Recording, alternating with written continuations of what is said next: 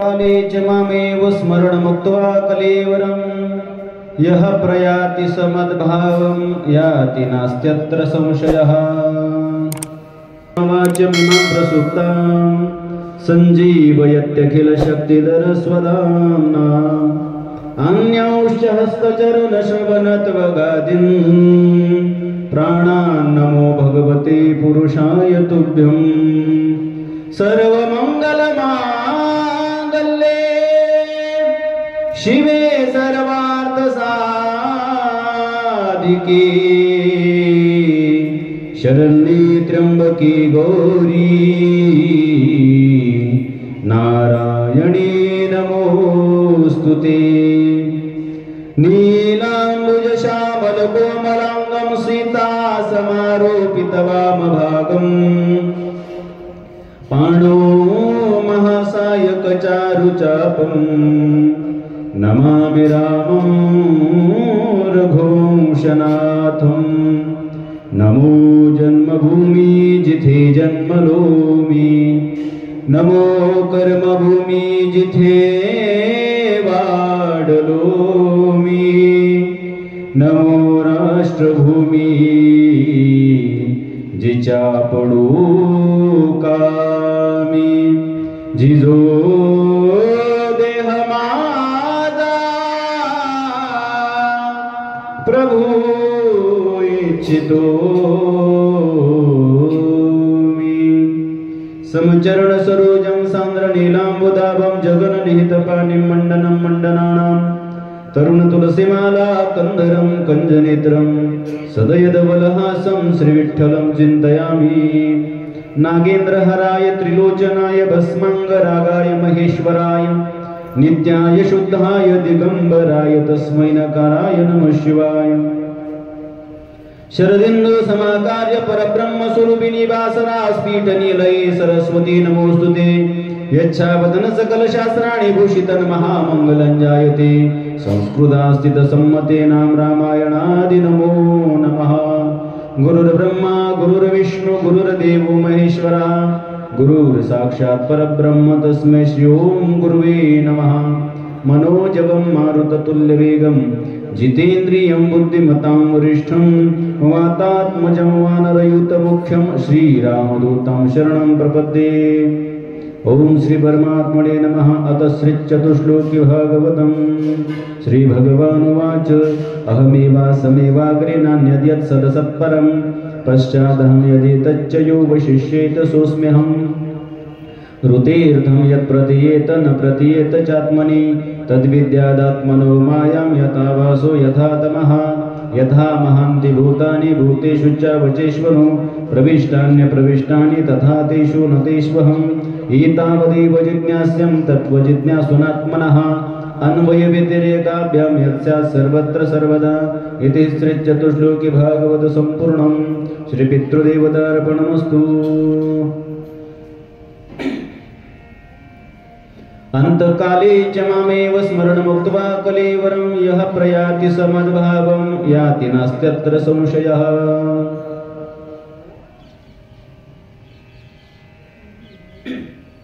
प्रस्तुत प्राप्त प्रसंगी प्रवचन रूपी सेवेकरता निवडलेला श्लोक यज्जी यावत भूतलावर जन्माला आलेल्या जडजीवांच्या उद्धाराच्या अनुषंगाने स्वतः भगवान परमात्म्यानं जी गीता अर्जुनाला सांगितली श्रीमद भगवद गीता, या श्रीमद भगवद गीता ग्रंथातील 8व्या अध्यायामधील 5व्या क्रमांकाचा हा असणारा श्लोक, 8व्या अध्यायातील 5व्या क्रमांकाचा हा असणारा श्लोक, श्लोकाच्या माध्यमातून भगवान परमात्मा तुम्हाला आम्हाला एक उपदेश करतायत की अंतकालेच मामेव स्मरणमुक्त्वा कलेवरम। कलेवर म्हणजे आपलं असणारं शरीर। अंतकाळाच्या वेळेस ज्या वेळेस व्यक्ती शरीराचा त्याग करणार असतो, शरीरापासून मुक्त होणार असतो, त्याच्या अगोदरच्या कालावधीत जर भगवंताचं स्मरण जर झालं तर भगवान परमात्म्याच्या चरणाजवळ ते असणाऱ्या व्यक्तीला जागा भेटत असते। आपल्या भाषेत सद्गती प्राप्त होणं किंवा मोक्ष प्राप्त होणं। आणि आपल्याही सगळ्यांचा प्रयत्न अगदी त्याच अनुषंगाने असतो।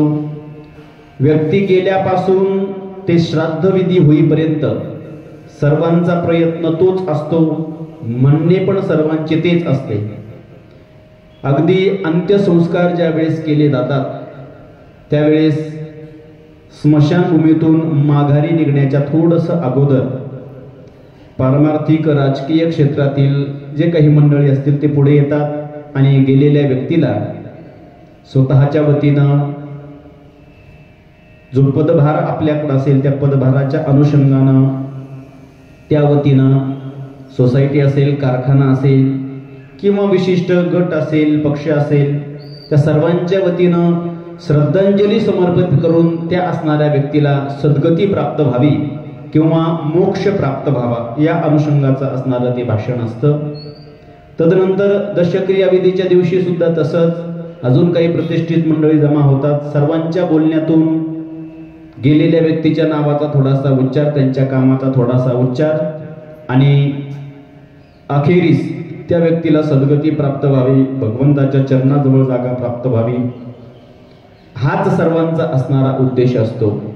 तदनंतर आपण 11वा असेल, 12वा असेल, 13वा असेल, प्रथम महिन्यापासून एकादश महिन्यापर्यंत सगळे महिने, तदनंतर 12 महिने अर्थात वर्ष श्राद्ध आणि त्याही दिवशी हा असणारा कार्यक्रम गेलेल्या पितरांच्या निमित्ताने अन्नदान असेल, ज्ञानदान असेल, द्रव्यदान असेल, वस्त्रदान असेल, एनकेन प्रकारे जसं जसं आपल्याला गेलेल्या व्यक्तीच्या नावानं दान धर्म करता येईल त्या दान धर्माच्या माध्यमातून गेलेल्या व्यक्तीला सद्गती प्राप्त व्हावी हाच त्या पाठीमागचा असणारा उद्देश. म्हणजे व्यक्ती गेल्यापासून ते त्या व्यक्तीच्या नावानं नेहमी केले जाणारे विधी, त्या अंतर्गत अंत्यसंस्कार, दशक्रिया 11वा, 12वा, 13वा मधले 11 महिने आणि वर्ष श्राद्ध इथपर्यंत त्या व्यक्तीच्या नावानं बहुतांशी सगळे असणारे विधी किंवा कार्यक्रम केले जातात. आणि हे सगळं करण्यापाठीमागचा उद्देश त्या कुटुंबाचा एवढाच असतो की आपल्या कुटुंबातून गेलेल्या व्यक्तीला भगवंताच्या चरणाजवळ जागा प्राप्त व्हावी, सद्गती प्राप्त व्हावी. आपल्या कुटुंबातून गेलेल्या व्यक्तीला सद्गती प्राप्त झाल्याच्या नंतर आपल्या पितरांकडून आपल्याला आशीर्वाद प्राप्त होतो.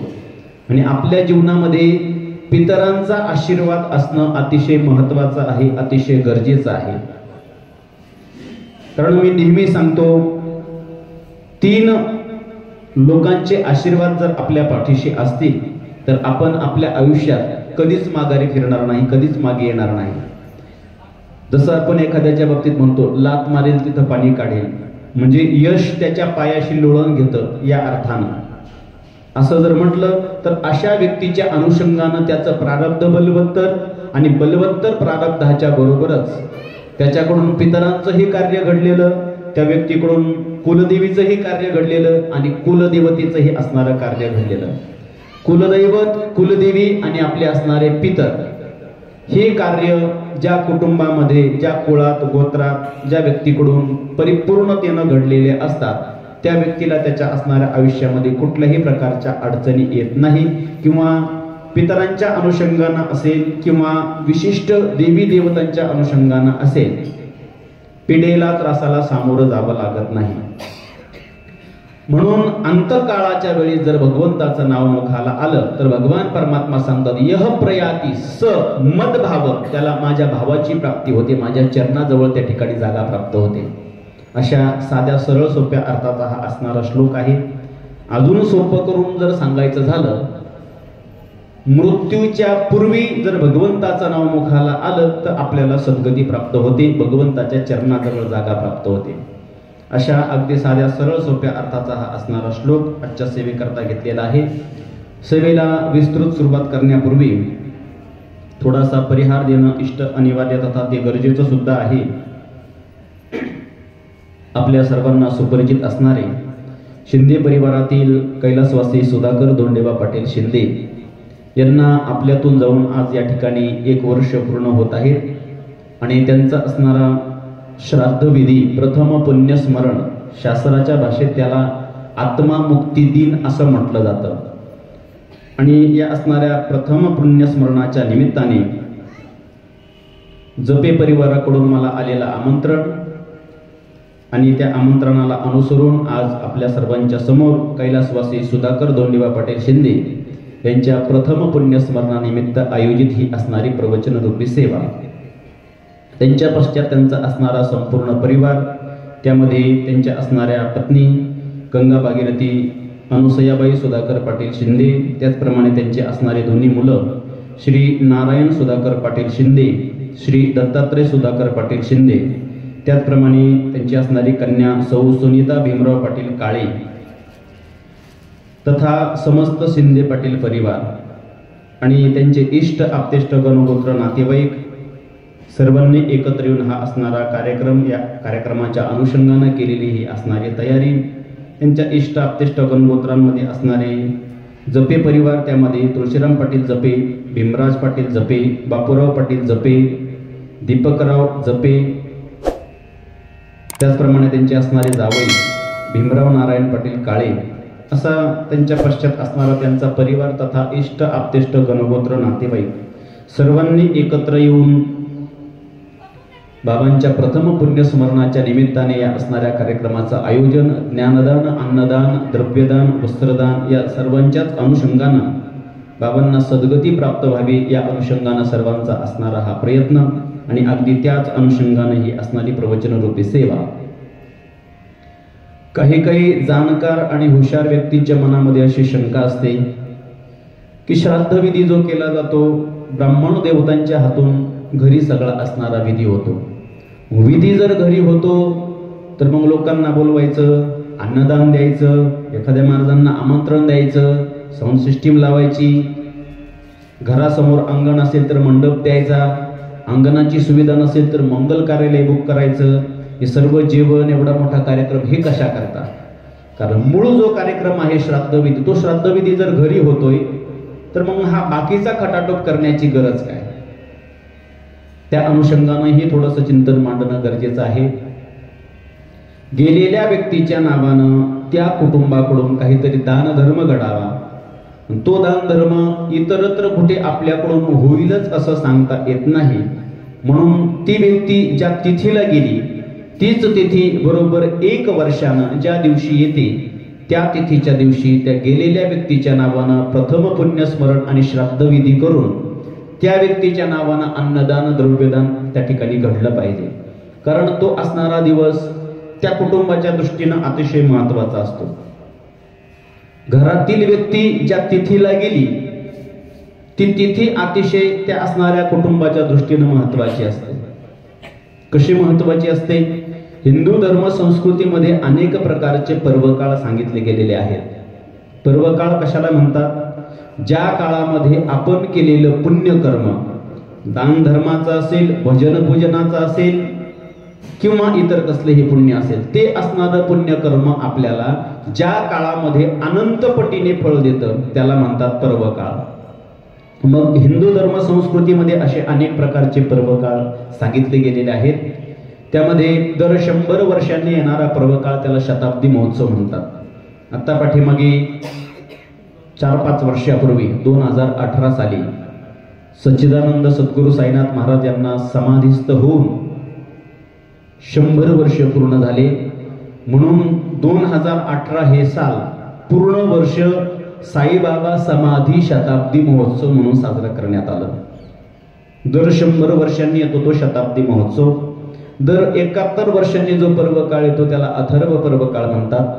दर 60 वर्षांनी येणारा पर्वकाळ त्याला कपिला षष्ठी म्हणतात. दर 12 वर्षांनी येणारा पर्वकाळ कुंभ पर्वणी. दर 3 वर्षाला येणारा पर्वकाळ अधिक मास, पुरुषोत्तम मास, तुमच्या आमच्या भाषेत दोंड्याचा महिना.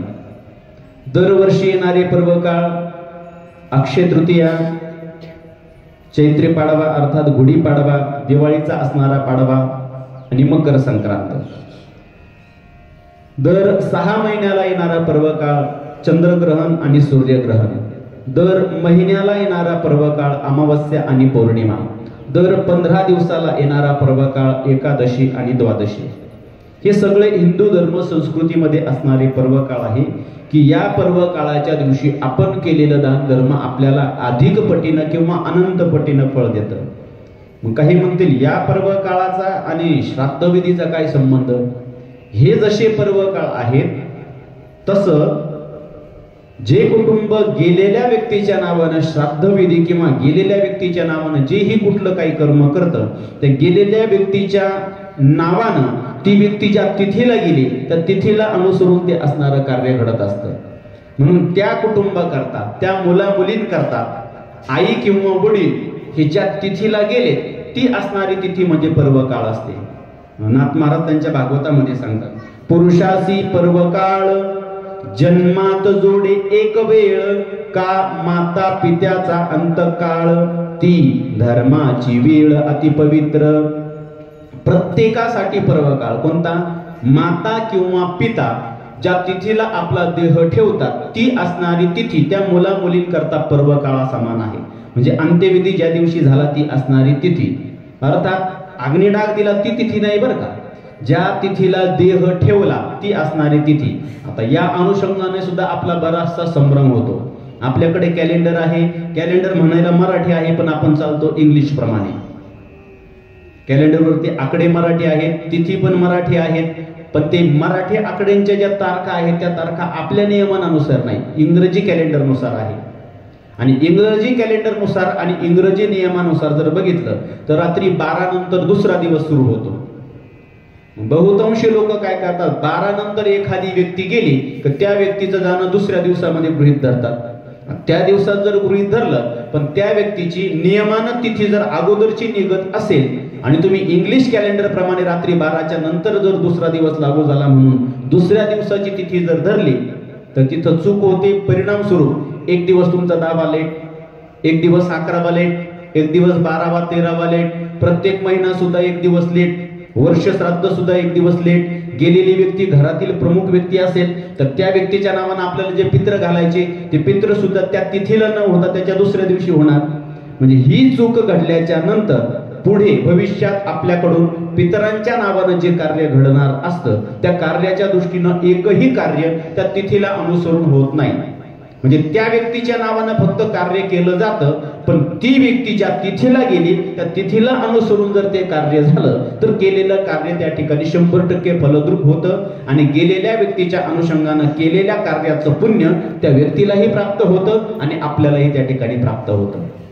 म्हणून ही तिथी अगदी महत्वाची आहे. मराठी नियमानुसार जर बघितलं तर पहाटे ब्रह्ममुहूर्ताच्या नंतर दुसरा दिवस चालू होत असतो. पहाटे 3च्या नंतर जो काल ब्रह्ममुहूर्त सुरू होतो आणि त्या ब्रह्ममुहूर्तापासून दुसरा दिवस चालू होतो. त्या नियमानं ब्रह्ममुहूर्ताच्या नंतर जर व्यक्ती गेली तर त्या व्यक्तीचं जाणं पुढच्या असणाऱ्या दिवसामध्ये गृहीत धरायचं. पण रात्री 12 नंतर एखादी व्यक्ती गेली पण पहाटे 3च्या अगोदर त्या व्यक्तीचं जाणं जर असेल तर त्या व्यक्तीचं जाणं अगोदरच्या जिवंत वाराच्या दिवसामध्ये गणलं जातं. त्या जिवंत वाराच्या दिवशी जी तिथी असते तीच तिथी गृहीत धरून त्याच तिथीला अनुसरून 10 दिवस मोजून 10व्या दिवशी 10वा, 11व्या दिवशी 11वा, 12व्या दिवशी 12वा, 13व्या दिवशी 13वा. आता 12वा कोणी करत नाही, 11व्यात करून घेतात किंवा 13व्यामध्ये करतात. 14वा पण शास्त्रानं सांगितलेला आहे पण बहुतांशी 14वा फक्त नामशेष राहिलेला आहे, कोणी करतच नाही. बसलेल्यापैकी माहितीये कुणाला कोणी 14वा केलेला आहे? जवळजवळ नाही मध्येच जमा. पण तो 14वा न केल्यामुळे घरात वातावरणामध्ये कशा पद्धतीनं बदल होतो, कशा पद्धतीनं नकारात्मकता येते, घरातील व्यक्तींमध्ये नेहमी वादविवाद वादळ होणे, आपले असणारे मुलं मुली शाळेत हुशार असताना सुद्धा ऐन परीक्षेच्या वेळेस त्यांना न आठवणे किंवा परीक्षेच्या वेळेस आजारी पडणे किंवा हुशार असून सुद्धा अभ्यासाची वृत्ती बिलकुल न होणे, या गोष्टी आपण 14वा पूर्णतः मागे टाकला म्हणून त्या ठिकाणी घडून येतात. पुढे विषय येईल त्याबद्दल विस्तृत आपण बोलणारच आहोत. मला मुद्दा हा सांगायचा आहे की व्यक्ती ज्या तिथीला गेली ती तिथी त्या कुटुंबाकरता पर्व काळ आहे आणि त्या पर्व काळाच्या अनुषंगानं कैलासवासी सुधाकर धोंडेबा पाटील शिंदे यांनी ज्या तिथीला देह ठेवला त्या तिथीला अनुसरून ती तिथी आजच्या असणाऱ्या दिवशी सकाळी 10 ते दुपारी 2-2:30 या कालावधीमध्ये असायला हवी. थोडक्यात ज्या तिथीला देह ठेवला ती तिथी बरोबर 1 वर्षानंतर ज्या दिवशी येते त्या दिवशी ती तिथी सकाळी 10 पासून ते 2-2:30 पर्यंत असणं आवश्यक आहे. ती तिथी सकाळी 11 पर्यंत जर असणार असेल आणि 11च्या नंतर तुमचा विधी कर्म होणार असेल, उपास करू तुम्ही जेव घालणार असेल, ते श्राद्ध त्या दिवशी मान्य नाही. ते श्राद्ध अगोदरच्या दिवशी घ्यायचं, जेणेकरून सकाळी 10-11 नंतर हे सगळे असणारे विधी कर्म होतात. बहुतांशी बऱ्याच ठिकाणी असं होतं, श्राद्ध विधीचा सुद्धा कालावधी शास्त्रानं ठरवून दिलेला आहे. दशक्रियाविधी असेल, दिवसाच्या पहिल्या प्रहरामध्ये दशक्रियाविधी झाला पाहिजे. पहिला प्रहर, आता आपण सद्गुरू गंगागिरीजी महाराज, नारायणगिरीजी महाराज यांच्या असणाऱ्या परिसरातील लोक आहोत, म्हणून तिथल्या प्रहारांच्या अनुषंगानं आपल्याला प्रहर माहित आहेत. 6 ते 9, 9 ते 12, 12 ते 3, 3 ते 6 हे झाले 4 प्रहर. मग त्या अनुषंगानं सकाळी 9च्या आत दशक्रिया विधी, त्याचा असणारा विधी सगळं उरकून गेला पाहिजे. श्राद्ध विधी दुसऱ्या प्रहराचा उत्तरार्ध आणि तिसऱ्या प्रहराचा पूर्वार्ध हा कालावधी सांगितला. दुसऱ्या प्रहराचा उत्तरार्ध म्हणजे 9 ते 12 याचा उत्तरार्ध जर धरला तर 10-10:30 पासून ते पुढचा कालावधी, आणि तिसऱ्या प्रहराचा पूर्वार्ध म्हणजे 12 ते 3 चा पूर्वार्ध म्हटल्याच्या नंतर 12 पासून 1:30-2 पर्यंतचा असणारा कालावधी. म्हणजे साधारणपणे 10 ते 2 हा असणारा जो कालावधी आहे, हा कालावधी श्राद्ध विधीचा आहे. बरेचसे लोक आपल्याला वेळ नसतो किंवा ब्राह्मण देवतांना वेळ नसतो म्हणून सकाळी 8 वाजता करून घेतात. उपयोग होत नाही. फक्त तुमच्या मानसिक समाधानाकरता तुम्ही विधी केला, झाला, संपला विषय. पण गेलेल्या पितरांना त्या ठिकाणी त्यापासून मुक्ती भेटत नाही. हे केलेलं कार्य त्यांना प्राप्त होत नाही, आणि आपण केलेलं पुण्यकर्म, आपण केलेलं कार्य हे आपल्या पितरांना जर पोहोचणार नसेल आणि पितरांना त्या ठिकाणी मुक्ती मिळणार नसेल, तर पितरांची अवकृपा आपल्याला प्राप्त होते. घरातील कुळातील पुत्र पौत्र यांनी पितरांचं केलेलं जे कार्य आहे, त्या कार्यामध्ये अंत्यसंस्कार, दशक्रिया, 11वा, 12वा, 13वा, 14वा, सगळे महिने, वर्ष श्राद्ध इथपर्यंत हे सगळे असणारे विधी शास्त्राला अनुसरून जो मुलगा करतो त्याला त्या ठिकाणी पितरांचा आशीर्वाद प्राप्त होतो. तुका म्हणे, पितृ आशीर्वाद देती, कल्याण इच्छिती तयानरा. त्या असणाऱ्या व्यक्तीला पितरांचा आशीर्वाद प्राप्त होतो. ज्या कुळामध्ये एखादा पुत्र किंवा पौत्र गेलेल्या पितरांचं कार्य करत नाही, त्याला पितरांची अवकृपा सुद्धा झेलावी लागते. आहा कटकटा करीती पितर, वंशी दुराचारी पुत्र झाला. म्हणजे जो पुत्र पितरांचं कार्य करत नाही त्याला शास्त्रानं दुराचारी पुत्र म्हटलेलं आहे. आणि गेलेले पितर त्याच्या नावानं आहा कटकटा दात खातात, अभिशाप देतात. आणि पितरांचा अभिशाप प्राप्त झाल्याच्या नंतर आपल्या जीवनामध्ये आपण कितीही सदन असू द्या, कितीही बलाढ्य असू द्या, कितीही मोठ्या पदावरती असू द्या, पितरांचा आशीर्वाद जर आपल्याला प्राप्त नसेल तर आपल्या आयुष्यात आपण सक्सेस, यश प्राप्त करू शकत नाही. मोठे मोठे लोक सुद्धा बघा, गेलेल्या आपल्या घरातील गेलेल्या व्यक्तींचं असणारं कार्य, त्या व्यक्तींच्या नावानं जे विधी करावयाचे आहे किंवा त्या व्यक्तींच्या नावानं जो दान धर्म करायचा आहे, तो दान धर्म अतिशय मोठ्या प्रमाणात करतात. चांगले चांगले ब्राह्मण देवता बोलून पूजा विधी वगैरे सगळं करून, जास्त दूर कशाला, आपल्या जवळच घ्या ना कोल्हे साहेबांचं. प्रत्येक महिन्याला त्या ठिकाणी कीर्तन झाले, श्राद्ध विधीच्या दिवशी एवढा मोठा कार्यक्रम झाला. हा सगळा असणारा दान धर्म कशा करतात त्यांना माहित आहे. पितरांची असणारी अवकृपा आली तर आपल्या असणाऱ्या कार्यामध्ये कुठंतरी आपल्याला अपयश किंवा अपयशाला सामोरं जावं लागणार आहे. म्हणून बरोबर जाणकारांकडून हे सगळे असणारे विधी मार्ग कार्य त्यांच्याकडून ते त्या ठिकाणी करून घेतात. म्हणून पितरांची कृपा जर प्राप्त करून घ्यायची असेल तर पितरांच्या नावानं शास्त्रानं जी विधी आपल्याला करायला सांगितले हे असणारे विधी यथोचित त्या ठिकाणी झाले पाहिजे. कारण मानवी देह संपल्याच्या नंतर, हा असणारा जन्म आपला संपल्याच्या नंतर पुढील आपला असणारा जो प्रवास आहे तो असणारा प्रवास आपल्याही दृष्टीनं आणि कुटुंबाच्याही दृष्टीनं सुखकर आणि चांगला व्हावा असं जर वाटत असेल तर आपल्या कुळातील पुत्र पौत्रांनी हे सगळे असणारे कार्य करण्याच्या दृष्टीनं आपणही त्यांच्यावरती ते संस्कार करणं गरजेचं आहे.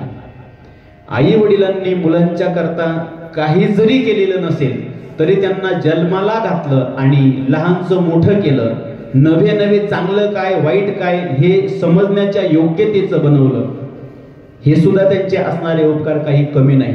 तर काही काही मुलं सहज म्हणतात आमच्या आई बापानं तरी आमच्यासाठी काय ठेवलं म्हणून आम्ही तरी कशाला त्यांचं कार्य करू, बोलतात मुलं. काही काही आई बापाने केलेलं असलं तरी पण सुद्धा काही काही मुलं कृतज्ञ होतात. आणि इथं काही काही सहज म्हणतात आई बापानं आमच्यासाठी काय कमावलं. काही कमवलेलं असू अथवा नसू तुम्हाला जन्माला त्यांनी घातलं म्हणजे त्यांचे तुमच्यावरती अगणित उपकार आहे. त्यांचे आपल्यावरती उपकार आहेत म्हणून ते गेल्याच्या नंतर त्यांचं असणारं उत्तर कार्य ते करण्याची जबाबदारी आपल्या असणाऱ्या कुटुंबावरती असते, पुत्र आणि पौत्रांवरती असते. यदा कदाचित पुत्र नसेल, मुलीला अनुसरून जावयांना तो अधिकार आहे. मुलगी जावई नसेल, चुलत भावाला किंवा चुलत भावाचे मुलं असतील, चुलत भावाचे मुलं असतील, भाऊकीतील कोणी असेल, कोणीच नसेल तर गावातील पाटलाला सुद्धा तो अधिकार आहे त्या व्यक्तीच्या नावाने हे सगळं कार्य करण्याचा. नाही गावाच्या पाटलानं ते कार्य केलं, समजा यदा कदाचित एखाद्या गावामध्ये एखादं कुटुंब आहे, त्या कुटुंबातील प्रमुख व्यक्ती गेली, त्या व्यक्तीच्या नावानं कार्य करण्यासाठी त्यांच्या भाऊबंद पण नाही, मुलगा पण नाही, मुलगी जावई ते पण नाही, कुणीच नाही, तर त्या व्यक्तीचं कार्य करण्याची जबाबदारी गावच्या पाटलावर असते. ते कार्य जर पाटलानं केलं नाही तर तो पितृदोष त्या कुळाला न लागता त्या पाटलाला भोगावा लागतो. कारण गावातील विशेष महत्वाचं जे कार्य असतं त्या कार्यामध्ये वाटाघाटी असेल, काही विशेष निर्णय असेल, ते निर्णय घेण्यासाठी पहिले कोण असतात? गावचे पाटील असतात. म्हणून ही जबाबदारी पाटलावरती त्या ठिकाणी सोपवलेली असते शास्त्राने. ज्यांना मुलं मुली आहेत त्यांच्या अनुषंगानं कुटुंबातील लोकांनी हे असणारे विधी मार्ग त्या ठिकाणी करावायचे असतात. आणि त्याच विधीला अनुसरून आजचा असणारा दिवस म्हणजे हा असणारा श्राद्धविधीच्या अनुषंगानं हा असणारा कार्यक्रम, या असणाऱ्या कार्यक्रमाचं आयोजन कैलासवासी सुधाकर धोंडेबा पाटील शिंदे यांना आपल्यातून जाऊन आज जवळजवळ 1 वर्ष पूर्ण होत आहेत. आणि 1 वर्ष पूर्ण होत आहेत म्हणून प्रथम पुण्यस्मरण आणि श्राद्धविधी, शास्त्राच्या भाषेत आत्मा मुक्ती दिन, म्हणजे ज्या दिवशी आपण आपला देह ठेवतो तो असणारा दिवस म्हणजे आपल्या असणाऱ्या मृत्यूचा दिवस. ज्या दिवशी त्या व्यक्तीला यमसदनातून मुक्त केलं जातं तो असणारा दिवस म्हणजे आत्मा मुक्ती दिन. पुढे विषय येईल त्या अनुषंगाने आपण बघू. माणसाच्या जीवनाच्या अनुषंगाने जर बघितलं, जिवंतपणे मनुष्याच्या असणाऱ्या जीवनामध्ये अनेक प्रकारचे दुःख, अनेक प्रकारची पीडा, क्लेश त्याला आपल्याला सामोरं जावं लागतं. आता या पीडेला किंवा या त्रासाला जबाबदार फक्त आणि फक्त आपणच असतो. काही म्हणतात, महाराज जन्मल्यापासून मला माहिती आहे मी कुणाचंही त्या ठिकाणी वाईट केलं नाही, काही वाईट कर्म केलं नाही, चुकीचं कर्म केलं नाही, मग असं असताना सुद्धा माझ्या नशिबामध्ये हे नको असलेले भोग किंवा नको असणारं प्रारब्ध का प्राप्त होतं? बहुतांशी लोकांना ही शंका पण असते नेहमी की मी विशिष्ट काही लोक त्यांच्या आयुष्यामध्ये कधीच पुण्य कर्म करताना दिसत नाही, देवदेव करताना दिसत नाही, कधी देवधर्म नाही, पूजा नाही, तीर्थाटन नाही, कुलदेवी कुलदैवत यांची कधी मानमान्यता नाही, पितरांचं कार्य नाही, भजन नको, पूजन नको, सत्यनारायण नको, कुठलीच पूजा किंवा कुठलंच धार्मिक कार्य त्यांच्या जीवनामध्ये ते करताना दिसत नाही. पण त्यांच्या आयुष्यामध्ये सगळ्या प्रकारचे भोग भोगताना ते दिसतात. सगळं काही IT टीचिंग चालू आहे, काहीच देवधर्म नाही तरी त्यांचं एवढं चांगलं. आणि अमुक गावातील एक व्यक्ती आहे, कधी भजन चुकत नाही, कधी पूजन चुकत नाही, कधी त्या ठिकाणी कुठलं धार्मिक कार्य असेल त्या कार्यामध्ये त्यांचा सहभाग असतो, वैयक्तिक कार्य असो, सामाजिक कार्य असो, कुठल्याही गोष्टीमध्ये धार्मिक कार्य असेल तर त्यांचा सहभाग आपल्याला दिसतो. सकाळी 1.5 2 तास त्यांची पूजा चालते. एवढं चांगलं करून सुद्धा त्या व्यक्तीची हाल का, हे बहुतांश लोकांना प्रश्न पडतो. या सगळ्याचा सार अगदी शॉर्टकट जर सांगायचं ठरलं तर जे लोक फार खातात पितात, नको नको ते उद्योग करतात, ते आरामात एसी गाडीमध्ये फिरून आरामात त्या ठिकाणी राहतात. जे लोक गंध लावतील, पूजा भजन विधी सगळ्या गोष्टी करतात, त्यांचे त्या ठिकाणी मरणाचे हाल चालले. असं का घडतं? या सगळ्या गोष्टीला सर्वस्वी जबाबदार जर काय असेल तर आपलं असणारं पुण्य. काही म्हणतील हे पुण्य ह्या जन्मात एवढं त्या ठिकाणी भजन पूजन केलं मग ते पुण्य आलं नाही का? तसं नाही. आपण या जन्माचा फक्त त्या ठिकाणी विचार करतो, पण आपल्या असणाऱ्या आयुष्यात प्राप्त असणारे भोग फक्त या जन्मातील पुण्यावरती अवलंबून नाही, या जन्मातील कर्मावरती अवलंबून नाही. आपल्या जीवनात प्राप्त असणारे भोग मागील जीवनामध्ये आपण जे कर्म केलेलं आहे त्याच्यावरती अवलंबून असतात. थोडक्यात मागील जन्मामध्ये आपण केलेलं चांगलं कर्म म्हणजेच पुण्य, ज्याला पुण्य सुकृतही म्हटलं जातं. आजच्या भाषेत सांगायचं जर झालं, आपण बँकेमध्ये जे संचयन करून ठेवतो, सेविंग खाते, त्याच्यामध्ये जे धन संचयन करून ठेवतो ते धन म्हणजे आपलं असणारं संचित कर्म, मागील जन्मामध्ये केलेलं. तदनंतर आपण सद्यस्थितीला वर्तमान काळामध्ये विशिष्ट काम करून, कष्ट करून, जॉब करून जे पैसे कमवतो हे आपलं झालं क्रियमान कर्म. म्हणजे तुर्तास वर्तमान स्थितीमध्ये आपण काय पुण्यकर्म करतो आणि काय पापकर्म करतो हे झालं आपलं क्रियमान. आणि मागील जन्मातील संचित आणि या जन्मातील केलेलं क्रियमान या दोघांची बेरीज होऊन तुमच्या आयुष्यामध्ये प्राप्त होणारे भोग तुम्हाला प्राप्त होतात. थोडक्यात मागचं असणारं संचित, चालू असणारं क्रियमान याच्यानुसार तुम्हाला पुढे भोगायला येणारं प्रारब्ध अवलंबून असतं. मागचं संचित जर चांगलं असेल आणि या जन्मामध्ये चुकूनही काही परमार्थ नसेल तरी पण त्या व्यक्तीच्या आयुष्यामध्ये चांगले भोग आपल्याला दिसून येतील. मागचंही संचित चांगलं नाही आणि चालू क्रियमान त्या ठिकाणी भरपूर चांगलं आहे, पण मागच्या जन्मामध्ये खूप नको ते पापकर्म त्या व्यक्तीकडून घडलेले आहे आणि या जन्मामध्ये उपरती झाली, सद्बुद्धी झाली म्हणून देवदेव परमार्थ सुरू झाला.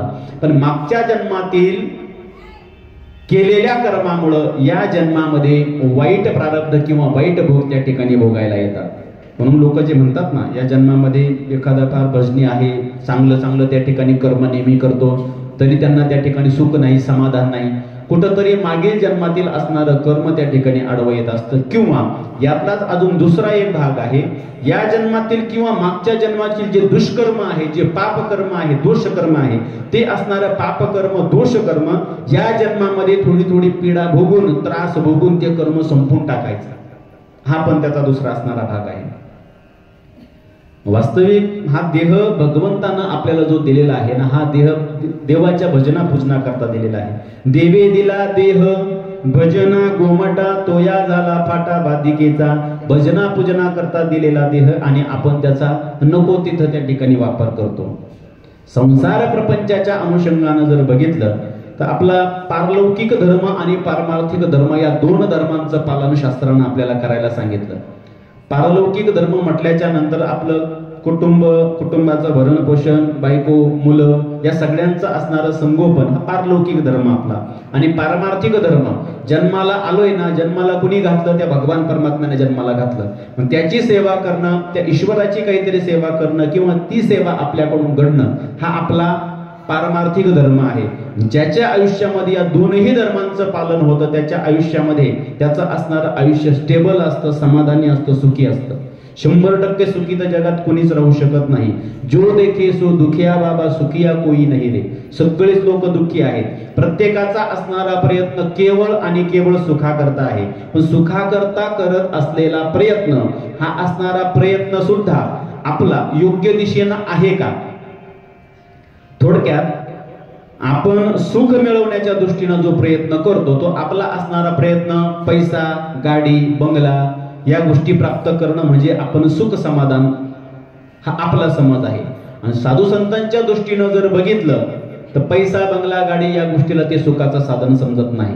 भगवंताची सेवा करणं याच गोष्टीला ते सुखाचं आणि समाधानाचं साधन समजतात. म्हणून तुकोबरा एका ठिकाणी म्हणतात, सदा नाम घोष करू हरी कथा, जेने सदा चित्ता समाधान. जेने चित्ता सदा समाधान, केने कशाने? सदा नाम घोष करू आणि सदा हरी कथा करू. काही लोक मग काय करतात, देवधर्म केल्यानं बरं वाटतं किंवा सुख समाधान येतं ना, चला कधीतरी करू. कधीतरी म्हणण्यापेक्षा वर्षात सगळ्यात जास्त परमार्थ श्रावण महिन्यात जास्त उदयाला येतो. श्रावण महिन्यात व्रत वैकल्य, गुरुचरित्राचं पारायण, नवनाथाचं पारायण, कोण कसली पुथी लावतं, कोण कसली पुथी. का? नाही श्रावण महिना आहे, देवाचा आहे, चांगला महिना आहे, काहीतरी चांगलं कर्म केलं पाहिजे हे आपण म्हणतो. पण तेवढाच महिना तुम्ही त्या ठिकाणी ते सत्कर्म केलं, पण त्या केलेल्या सत्कर्माचं पुण्य तुमच्या मागील जन्मातील काही संचयित दुष्कर्मामध्ये जर ते खर्च होऊन गेलं तर ते पुण्य तुम्हाला पुढे कामा येत नाही. म्हणून साधू संत सांगतात, सदा नाम घोष करू आणि सदा हरी कथा करू. सदा म्हणजे तुम्हाला सगळं सोडून लगेच नामचिंतन करायला बसायला नाही सांगितलं किंवा संसार प्रपंच सोडून परमार्थ करायला नाही सांगितलं. ज्ञानोबराय सुद्धा सांगतात हरिपाठामध्ये, आसोनी संसारी जिव्हे वेगो करी आणि वेदशास्त्र भारी बाह्य सदा. ज्ञानोबराय हरिपाठामध्ये सांगतात की वेद आणि शास्त्र ते आपल्याला बाह्यावर करून सांगतात की तुम्ही काय करा, आसोने संसारी, संसारात असून जिव्हे, जिव्हा म्हणजे आपली असणारी जीभ, जिव्हे वेगो करी. काय? आपल्या असणाऱ्या जीवेनं भगवंताचं नाव घेण्याचा वेग करा, त्याला वेग द्या आणि भगवंताचं नाव आपल्या असणाऱ्या मुखाला येऊ द्या, जेणेकरून ते नाव मुखाला आल्याच्या नंतर हरिमुखे म्हणा, हरिमुखे म्हणा. हे म्हणायला सांगितलं. आणि हे जर तुम्ही नेहमी म्हटला तर तुमच्या पुण्याची गणना होणार नाही. पुण्याची गणना कोण करी? आणि हे पुण्य आवश्यक आहे आपल्या असणाऱ्या उद्धाराकरता. स्वतःचं असणारं पुण्य स्वतःच्या उद्धाराकरता जर कमी पडलं तर घरच्यांकडून विविध विधीच्या मार्गाद्वारे जे पुण्य संकल्पाच्या द्वारे समर्पित केलं जातं ते पुण्य आपल्याला प्राप्त होईल, तेव्हाच आपला त्या ठिकाणी उद्धार होईल. मनुष्याच्या उद्धाराला 3 गोष्टी प्रामुख्याने जबाबदार असतात. पहिली गोष्ट म्हणजे आपण जीवनात केलेलं कर्म. आपण जे काही कर्म करतो, चांगलं असेल वाईट असेल, ड्युटीच्या माध्यमातून असेल, शेतीच्या माध्यमातून असेल, कोणाचे पैसे मारणं असेल, फाळके मारणं असेल, टेबलच्या खालून पैसे घेणं असेल, दुसऱ्याचं बाटू उपटून आणणं असेल, दुसऱ्याच्या शेतामध्ये गेल्याच्या नंतर त्याचे शेंडे खुडणं, शेतातील पिकाचे शेंडे खुडणं असेल, किंवा नको नको ते चांगलं वाईट या सगळ्याच कर्माचा लेखाजोखा त्या ठिकाणी घेतला जातो. केलेलं कर्म जर चांगलं असेल तर ते आपल्या पुण्याईमध्ये जमा होतं. यमाचे असणारे यमदूत चित्रगुप्त आपल्या दोन्ही खांद्यावरती विराजमान आहेत. प्रत्येक व्यक्तीच्या खांद्यावरती उजव्या खांद्यावरती असणारे चित्रगुप्त आपल्या पुण्याचा लेखाजोखा ठेवतात, डाव्या खांद्यावरती असणारे चित्रगुप्त आपल्या पापाचा लेखाजोखा ठेवतात. आपण जन्माला आलो, पहिला श्वास घेतला, रडायला लागलो, तिथपासून ते आपल्याला शेवटचा घाराडा लागतो. घाराडा लागल्याच्या नंतर आपल्या देहातून प्राण बाहेर जातो. जो शेवटचा श्वास आपला संपतो तिथं आपल्या जीवनाची व्हिडिओ कॅसेट बंद होते. पहिला श्वास चालू झाला तिथून जे आपल्या जीवनाची व्हिडिओ कॅसेट हे चित्रगुप्त चालू करतात ते शेवटच्या श्वासापर्यंत. म्हणून बरेचसे लोक बघा मरण्याच्या पूर्वी 1-2 घटिका, त्या 2 घटिका, 1 घटिका म्हणजे 24 मिनिटाचा कालावधी, तेवढ्या 2 घटिका म्हणजे 1-1.5 तासाचा असणारा कालावधी मृत्यूच्या पूर्वी काही लोक घाबरे होतात. घाबरे का होतात? ही जी पहिल्या श्वासापासून ते शेवटच्या श्वासापर्यंतची जी कॅसेट आहे ना, यमदूतांच्या माध्यमातून त्या व्यक्तीला दिसली जाते. तू तुझ्या जीवनामध्ये काय कर्म केलं, कोणाकोणाच्या किती खोड्या केल्या, कोणाचं वाईट केलं, कोणाचं चांगलं केलं, हे सगळं कर्म त्याला दिसतं. त्या कर्माच्या अनुषंगाने त्याला काय शिक्षा भेटणार या सगळ्या गोष्टीची त्याला जाणीव होते. म्हणून तो असणारा जीव त्या ठिकाणी घाबरा होतो. अंतकाळाच्या पूर्वी त्याला त्या ठिकाणी या सगळ्या गोष्टी दिसतात. म्हणून या श्लोकाच्या माध्यमातून भगवान परमात्मा सांगतात, अंतकालेच मामेव स्मरण मुक्त्वा कलेवरम. कलेवराचा त्याग करण्याच्या पूर्वी, अंतकाळ येण्याच्या पूर्वी जर भगवंताचं नाव मुखाला आलं तर त्या असणाऱ्या व्यक्तीला भगवंताच्या चरणाजवळ जागा प्राप्त होते. म्हणून हे पुण्यकर्म करायला सांगितलेलं आहे. आणि केवळ पुण्यकर्मावरतीच आपला असणारा उद्धार अवलंबून असतो. पहिला मुद्दा झाला आपण केलेलं कर्म आपल्या उद्धाराला जबाबदार. कर्म चांगलं असेल उद्धार होणार, कर्म चांगलं नसेल आपलं पतन होणार. म्हणजे आपल्या उद्धाराला किंवा पतनाला जबाबदार पहिली गोष्ट आपण केलेलं कर्म. दुसरी गोष्ट, मृत्यू होण्याच्या पूर्वी आपण एखाद्या गोष्टीमध्ये जर जीव अटकवला, आपली वासना असेल, इच्छा असेल, कामना असेल, या अनुषंगानं जर बोलायचं झालं, काही बघा वयस्कर व्यक्ती असेल, नाताचं लग्न पाहिलं असतं तर बरं झालं असतं, तेवढा बंगला जर झाला असता लेकाचा तर बरं झालं असतं, किंवा नातीचं लग्न एका माझ्या डोळ्यात एकत बघितलं मी का बस मी मरायला मोकळे झाले, अशा काही आज्या किंवा वयस्कर म्हाताऱ्या त्या ठिकाणी म्हणतात. किंवा ज्याच्या त्याच्या अनुषंगानं ज्याच्या त्याच्या अपेक्षा, अशा विशिष्ट एखाद्या गोष्टीमध्ये जर वासना गुंतवून ठेवली, ती वासना, त्या वासनेचं स्मरण असताना त्या व्यक्तीचं जर मरण झालं तर त्या व्यक्तीचा जीव केलेल्या वासनेमध्ये अटकून राहतो. परिणाम स्वरूप पुढचा मार्ग मोकळा होत नाही. म्हणजे दुसरी महत्वाची गोष्ट, मृत्यूच्या पूर्वी आपण केलेली वासना किंवा आपल्या मनात आलेली कामना, इच्छा, ती असणारी कामना किंवा इच्छा आपल्याला त्या ठिकाणी उद्धाराच्या मार्गाला जाऊ देत नाही. तिसरी महत्वाची गोष्ट, आपण गेल्याच्या नंतर आपल्या असणाऱ्या पुत्र पौत्रांनी आपल्या नावानं शास्त्रानं सांगितलेले विधी यथोचित करणं त्या ठिकाणी गरजेचं आहे. आता या सगळ्या विधींच्या पूर्वी माणसाची असणारी कामना ती सुद्धा महत्वाची आहे. म्हणून आता कमीत कमी जोपर्यंत माहीत नसेल तोपर्यंत विषय सोडून द्या, पण कमीत कमी आजपासून तरी जेवढे ऐकतात एवढ्यांनी तरी समजा असं मनाशी गाठ धरा, जेव्हा आता प्रत्येकाचं मरण हे निश्चित आहे, प्रत्येकाला मरावंच लागणार आहे. आज नाही उद्या, उद्या नाही परवा, म्हणजे आठवड्यातले जे 7 दिवस आहेत एवढ्या 7 दिवसातच आपला असणारा मृत्यू निश्चित आहे. मग त्या 7 दिवसापैकी कुठल्या 7 दिवसातला कुठला वार आहे हे आपल्याला सांगता येणार नाही, पण मृत्यू मात्र निश्चित आहे. मग निश्चित आहे आपला मृत्यू, आपल्याला मरणच आहे, जाणच आहे, आणि आपण गेल्याच्या नंतर पाठीमागं आपल्या वाचून काही राहणार नाही. ही मनाशी गाठ बांधून कुठल्याच गोष्टीमध्ये जीव आपला आटकू द्यायचा नाही. आहे ते जीवन समाधानानं जगायचं, समाधानानं राहायचं. उलट देवाचे आभार मानायचे की देवा, अंध, अपंग, लुळे, पांगळे, खुळे त्या लोकांपेक्षा मला चांगला देह दिला. मी माझ्या हातानं त्या ठिकाणी कष्ट करू शकतो, खाऊ पिऊ शकतो, इकडं तिकडं फिरू शकतो, सगळ्या गोष्टी करू शकतो. हे भगवंताचे माझ्यावरती उपकार आहे असं समजून मानसिक समाधान मानून आपलं जीवन आनंदानं जगा. जास्त लांब कशाला, आमच्या गावाजवळच घडलेली घटना तुम्हाला सांगतो, जास्त दूर पण नाही. एका व्यक्तीनं आपल्या मुलांकडे अशी अपेक्षा केली की मी ज्या वेळेस जाईल त्यावेळेस माझा असणारा दशक्रिया विधी आळंदीला झाला पाहिजे, आणि माझ्या अंगावरचे जे डाग आहेत, माझ्या मते 9 का 11 तोळे डाग त्या असणाऱ्या माऊलीच्या अंगावरती होते. माझ्या अंगावरचे डाग सगळे माझ्यासोबतच द्या, ही अपेक्षा तिनं पोरांकडे केली. आणि 2-4-8 दिवसात 100% जाईलच अशा अवस्थेला, म्हणजे शेवटच्या अवस्थेला, शेवटच्या स्टेपला ती व्यक्ती होती. आता पोरं दोन मुलं होते, दोघंही कमवते, पतीही रिटायर झालेले, त्यांचाही भरपूर पैसा, श्रीमंतीच्या बाबतीत एकदम बलाढ्य श्रीमंत म्हटलं तरी हरकत नाही. पोरांनी विचार केला, आईनं समजा एवढ्या खस्ता खायला, एवढी आजारी पडली, कमी वयातच निघून गेली, पण जाऊ द्या, जाता जाता आईनं अपेक्षा केली ना, माझं असणारं सोनं माझ्या बरोबर द्या. आईची इच्छा होती, जाऊ द्या, आपलं काही सगळं धन नाही जाणार, आपल्याला देवानं भरपूर दिलेलं आहे, आईची इच्छा होती आपण देऊ सोबत. आता अंत्यविधी, दशक्रिया हे सगळं करण्यासाठी यांनी इथून प्रेत नेलं आळंदीला. इंद्रायणी तिने त्या ठिकाणी अंत्यसंस्कार वगैरे केला. आता अंत्यसंस्कार केल्याच्या नंतर हे लोक तिथं जिथं कुठं त्यांनी रूम धर्मशाळा घेतली असेल तिथं गेले. दुसऱ्या दिवशी त्या ठिकाणी राख सावडायला येणार होते. हा सगळा असणारा विधी इथं झाला. दुसऱ्या दिवशी ज्या वेळेस राख सावडायला आले, एवढी राख सापडावा, बघणारे बघे असतातच, अंगावरती काय होतं काय नव्हतं, काहीतरी बारीक सारीक कवण्याची चिखडं माकडं त्यांना सापडतात म्हणून लोक टपून असतात. काही त्या अनुषंगानं काही लोक टपून होते. आता एवढं तिथं तर काय चालत बसता येणार नाही. 9 की 11 तोळे सोनं, एवढं चमचमतं सोनं त्या ठिकाणी त्यांना दिसलं. सगळं पार हस्तीन रक्षान सगळंच भरून त्यांनी ते गरमच कसं नेलं असेल त्यांना माहिती, पण यांना राख सावडायला सुद्धा तिथं राहिले नाही. आता मला सांगा, पोरांनी किती ठरवलं, आईच्या असणाऱ्या हस्ते आपण आळंदीला टाकू, पंढरपूरला टाकू किंवा काशीला घेऊन जाऊ, हस्ती तर राहिल्या पाहिजे ना. कमीत कमी जाण्याच्या पूर्वी आपली असणारी अपेक्षा, वासना, इच्छा, कामना ती तरी चांगली असावी. काहीतरी परमार्थ घडण्याच्या दृष्टीनं आपली असणारी कामना असावी. नको त्या गोष्टीमध्ये जीव अटकवण्याची कामना आपल्या जीवनात नसावी. ती कामना जर तशी राहिली तर आपल्या उद्धाराला त्या ठिकाणी अडचण निर्माण होते.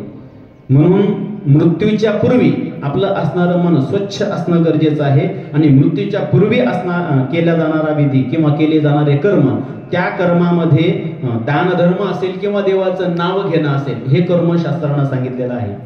पूर्वीच्या काळी काही लोक, वयस्कर आजी किंवा आजोबा जर मरणासन्न अवस्थेत असतील तर रस्त्यानं जाणारा भिक्षुक असेल किंवा ब्राह्मण देवता असेल त्यांना बोलून घेणार, आजीची किंवा आजोबांचा हात त्या असणाऱ्या धान्याला लावणार आणि मग ती धान्याची टोकरी त्यांना दान करणार. का? यांच्या हाताने हा दान धर्म घडला हे करण्यासाठी. जाण्याच्या पूर्वी जर त्यांच्याकडून दान धर्म घडला तर ते पुण्य त्यांच्या सोबत जातं. त्या पुण्याच्या बळावरती त्यांचा त्या ठिकाणी उद्धार होऊ शकतो. म्हणून उद्धाराच्या अनुषंगानं मृत्यूच्या पूर्वी काही का होईना पुण्य कमवणं ते आपलं कर्तव्य आहे. जिवंतपणी होईल तेवढं चांगलं कर्म स्वतःच्या उद्धाराच्या अनुषंगानं आणि कुटुंबाच्या चांगलं होईल या असणाऱ्या उद्देशानं असावं. आणि याच्यानंतर तिसरा असणारा टप्पा जो आपल्या हातात नाही, व्यक्ती गेल्याच्या नंतर पुत्र पौत्र यांनी एकत्र येऊन आपल्या नावानं शास्त्रानं सांगितलेले विधी करणं गरजेचं आहे.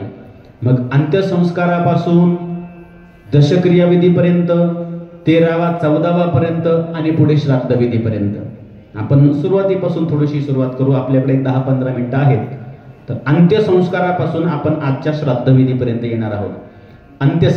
अंत्यसंस्काराच्या अनुषंगानं जर बघितलं, ज्या वेळेला व्यक्ती जाते, देह सोडते, वास्तविक देह सोडत असताना या देहातून प्राण बाहेर पडत असताना शरीराला होणाऱ्या यातना, त्या सुद्धा यातना अगणित यातना आहे, ज्याची आपण कल्पना सुद्धा करू शकत नाही. आणि त्या यातनेमधून आपल्याला डॉक्टर सोडू शकत नाही, घरचे सोडू शकत नाही, कोणीच नाही. त्या यातनेतून किंवा त्या दुःखातून सोडवणारा फक्त भगवान परमात्मा आहे. तुका म्हणे तुझ सोडविना कोणी, एका चक्रपाणी वाचोनिया. त्या भगवान परमात्म्याशिवाय त्या यातनेतून कोणी सोडवणार नाही. काही म्हणतील त्यात काय एवढं, एकदा वेळ आली की माणूस लगेच गेला, गचकला, गुचकी आली, जातात काही लोक. काय त्रास होणार आहे, काय त्रास होणार आहे हा आपल्याला अनुभव नाही म्हणून तसं वाटतं. पण शास्त्रामध्ये त्याचं वर्णन आलेलं आहे. मृत्यूच्या वेळेस आपल्या शरीरामध्ये 5 प्राण आहेत. प्राण, अपान, समान, व्यान, उदान. हे 5 प्राण आणि या सगळ्यांना एकत्रित बांधून ठेवणारा धनंजय नावाचा प्राण. हे 5 प्राण शरीरातून बाहेर येतात, परंतु धनंजय नावाचा असणारा प्राण आपल्या या असणाऱ्या आज्ञाचक्रामध्ये, दोन्ही भवयांचा मधला जो भाग आहे जिथं आपण गंध लावतो त्याला ब्रह्मरंध्र म्हटलं जातं. त्या ब्रह्मरंध्रामध्ये तो असणारा धनंजय नावाचा प्राण येऊन तिथं राहतो. ज्यावेळेस हे 5 प्राण आणि धनंजय नावाचा प्राण शरीर सोडून बाहेर जातात, त्यावेळेस आपलं असणारं शरीर निश्चेष्ट पडतं. तेव्हा आपला देहांत झाला किंवा व्यक्ती गेली किंवा मृत्यू पावली असं आपण म्हणतो. पण हे प्राण शरीरातून बाहेर निघण्याच्या वेळेस शरीराला होणाऱ्या यातना किती आहेत, शास्त्रामध्ये त्याचं वर्णन आलेलं आहे. एक विंचू चावल्याच्या नंतर बलाढ्यातला बलाढ्य जरी एखादा पैलवान असला तर तो जागेवर खाली बसतो आणि 1 मिनिट सुद्धा त्याला त्या ठिकाणी आपण काय म्हणतो त्याला चांगलं वाटत नाही. त्या असणाऱ्या यातना, ती असणारी पीडा, तो असणारा क्लेश त्याला असह्य होतो. सहन न होणाऱ्या वेदना त्या विंचवाच्या दंशाने होतात. किती? फक्त 1 विंचू. तर शास्त्रामध्ये त्याचं वर्णन आलेलं आहे. आपल्या असणाऱ्या शरीरावरती 3.5 कोटी रोम आहेत किंवा 3.5 कोटी छिद्र आहेत असं म्हटलं जातं. मग मृत्यूच्या वेळेस आपल्याला होणाऱ्या यातना, एकाच वेळेस आपल्या शरीराला 3.5 कोटी विंचू चावल्याच्या नंतर जेवढ्या वेदना होतात तेवढ्या वेदना शरीरातून प्राण बाहेर निघून जात असताना होतात. एवढ्या वेदनांपासून जर वाचायचं असेल तर भगवंताचं नाव मुखाला आलं पाहिजे. अंतकालेच्या मामेव स्मरण मुक्त्वा कलेवरम. त्याच्याकरता हे सगळं शास्त्र साधू संतांनी आपल्या समोर मांडून ठेवलेलं आहे.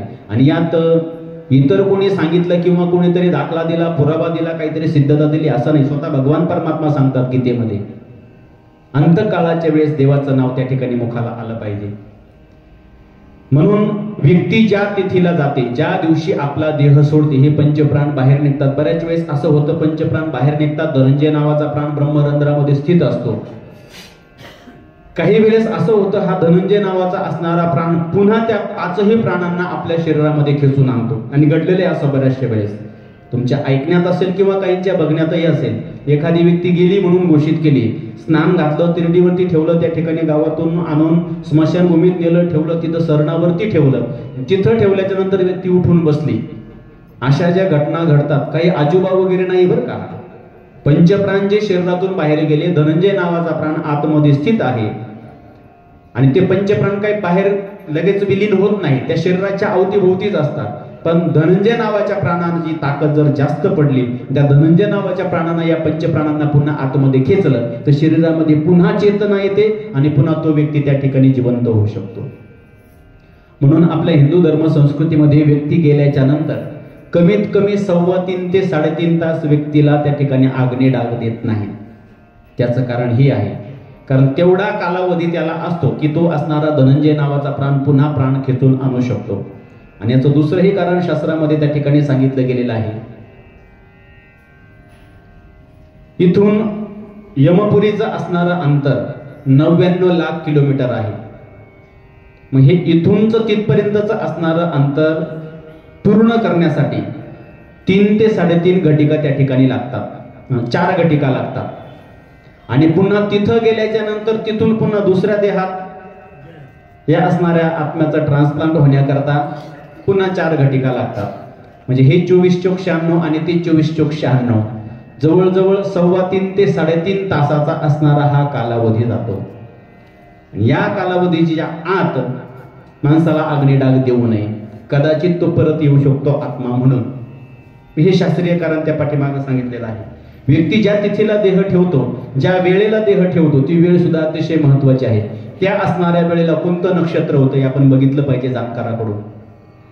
कारण बऱ्याचशा वेळेस व्यक्ती ज्या वेळेला देह ठेवते त्या वेळेला जर अशुभ किंवा चुकीचं जर नक्षत्र असेल तर त्याचा सुद्धा असणारा दुष्प्रभाव दुष्परिणाम त्या कुटुंबाला भोगावा लागतो.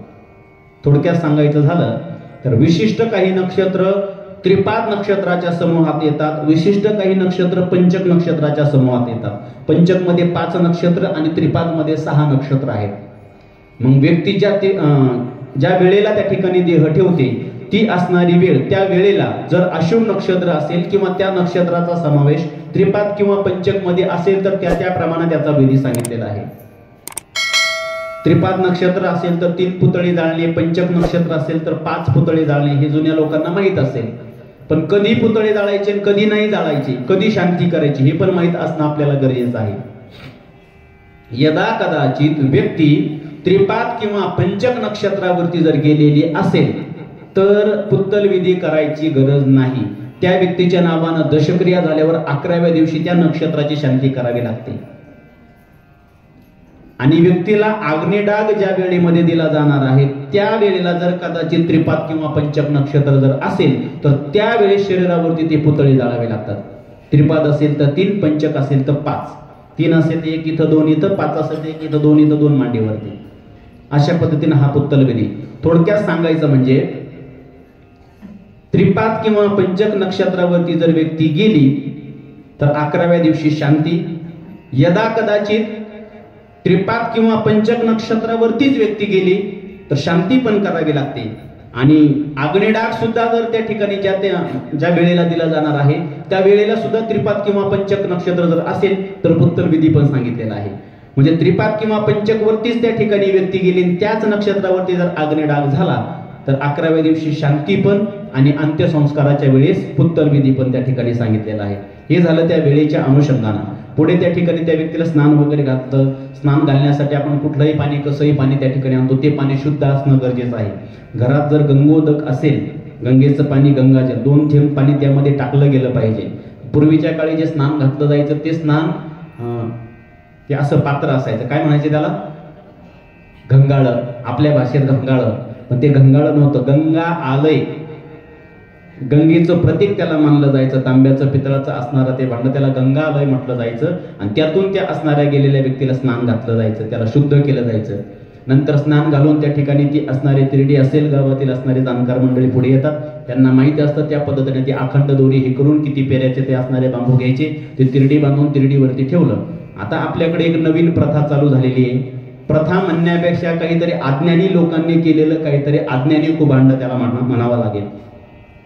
प्रेत उचलण्याच्या वेळेस आपल्याकडे अशी पद्धत सुरू झाली, लोक आरती करायला लागले. आरती शास्त्राला मान्य नाही. व्यक्ती ज्या वेळेस त्या कुळातील व्यक्ती गेली त्याच वेळेपासून त्या कुळाला सुतक पडलं. आता हे सुतक कधीपासून चालू होतं याला हे नियम आहे बरं का. बरेचसे लोक काय करतात, सुतक पडल्याच्या नंतर अग्निडाग नाही झाला ना मग अजून सुतक नाही लागलं मग आपण हे करून घेऊ ते करून घेऊ. अजिबात नाही. ज्या वेळेस निधन वार्ता तुमच्या कानावर पडली त्यावेळेस पासून तुम्हाला सुतक चालू होतं. 2-3 दिवस तुम्हाला सुतक पडलं माहितीच नाही, तुम्ही पूजा केली, सगळे विधी केले, सगळ्या गोष्टी केल्या, हरकत नाही. पण जेव्हा तुम्हाला वार्ता कळाली तिथून पुढे तुम्ही त्या ठिकाणी सुतक पाळायचं. मग अग्निडाग झालेला असो किंवा नसो असं शास्त्राला मान्य नाही. या गोष्टी शास्त्रात आहे. कोणाला शंका असेल माझ्याकडे या ग्रंथातले पुरावे मी दाखवत, माझ्या पदरचं काहीच सांगत नाही. आणि आमचं कामही तेच आहे महाराज मंडळींचं. फक्त काय, जो संतांचा निरोप आहे, जो शास्त्राचा निरोप आहे आपल्यापर्यंत पोहोचवणं. म्हणून या नियमाला अनुसरून झालं पाहिजे. आणि मला सांगा, सुतक पडल्याच्या नंतर आपण गंध लावतो का? नाही. देवपूजा करतो का? नाही. काही काही करतात बरं. काय होतं त्याला, मग एवढा दिवस देव तसेच ठेवायचे का? नाही, पूजा करूनच घ्यावी लागेल. आता हे श्रद्धेपोटी आपण करतो, परंतु आपल्याकडून हे चुकीचं कर्म घडतं. याच गोष्टीला अनुसरून याची दुसरी बाजू सांगतो. शास्त्र सांगतं सुतक कालावधीमध्ये पूजा करू नये. दुसरा एक शास्त्राचा नियम आहे, 5 दिवसाच्या वर जर घरातील देवांना तुम्ही स्नान घातलं नाही तर त्या देवांचं देवत्व निघून जातं.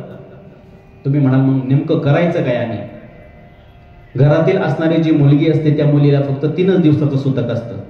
4थ्या दिवशी त्या मुलीकडून देवांना स्नान घालून घ्या. घरात मुलगी नाही हरकत नाही, दुसऱ्या कुळातील एखाद्या व्यक्तीकडून देवांना स्नान घालून घ्या.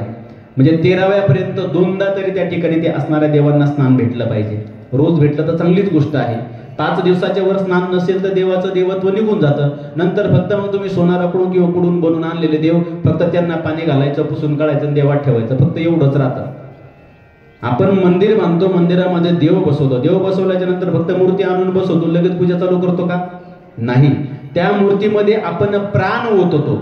मंत्राच्या माध्यमातून सगळे विधी उपचार करून त्या ठिकाणी त्या असणाऱ्या मूर्तीमध्ये प्राण ओततो. म्हणून त्याला म्हटलं जातं त्याची प्रतिष्ठापना तिथं करायची असते. पण कोणती प्रतिष्ठापना? त्या मूर्तीमध्ये प्राण ओतण्याची प्रतिष्ठापना, म्हणून त्याला म्हटलं जातं प्राण प्रतिष्ठा.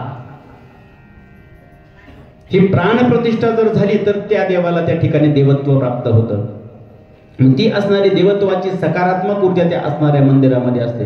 आपण म्हणतो बघा कधी कधी घरामध्ये नुसतं असं डोकं खायला उठतं, तर मंदिरात जर गेलं 2 मिनिटं जर बसलं ना जरा शांत वाटतं.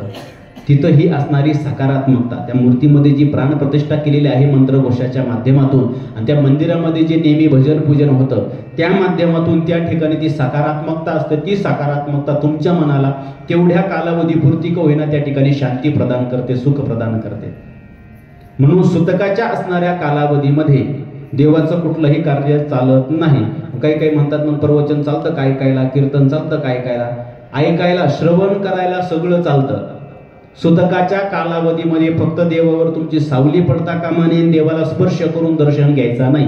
मंदिराच्या बाहेरून तुम्ही दर्शन घेतलं हरकत नाही, कीर्तन असेल, भजन असेल, पूजन असेल, तुम्ही गेलात, बसला, श्रवण केलं हरकत नाही, तर जवळ इथपर्यंत आला हरकत नाही. इथं जर अधिष्ठान मांडेल आहे, ग्रंथ असेल, तर ग्रंथाला फक्त तुम्हाला शिवता येणार नाही, एवढाच फक्त नियम आहे.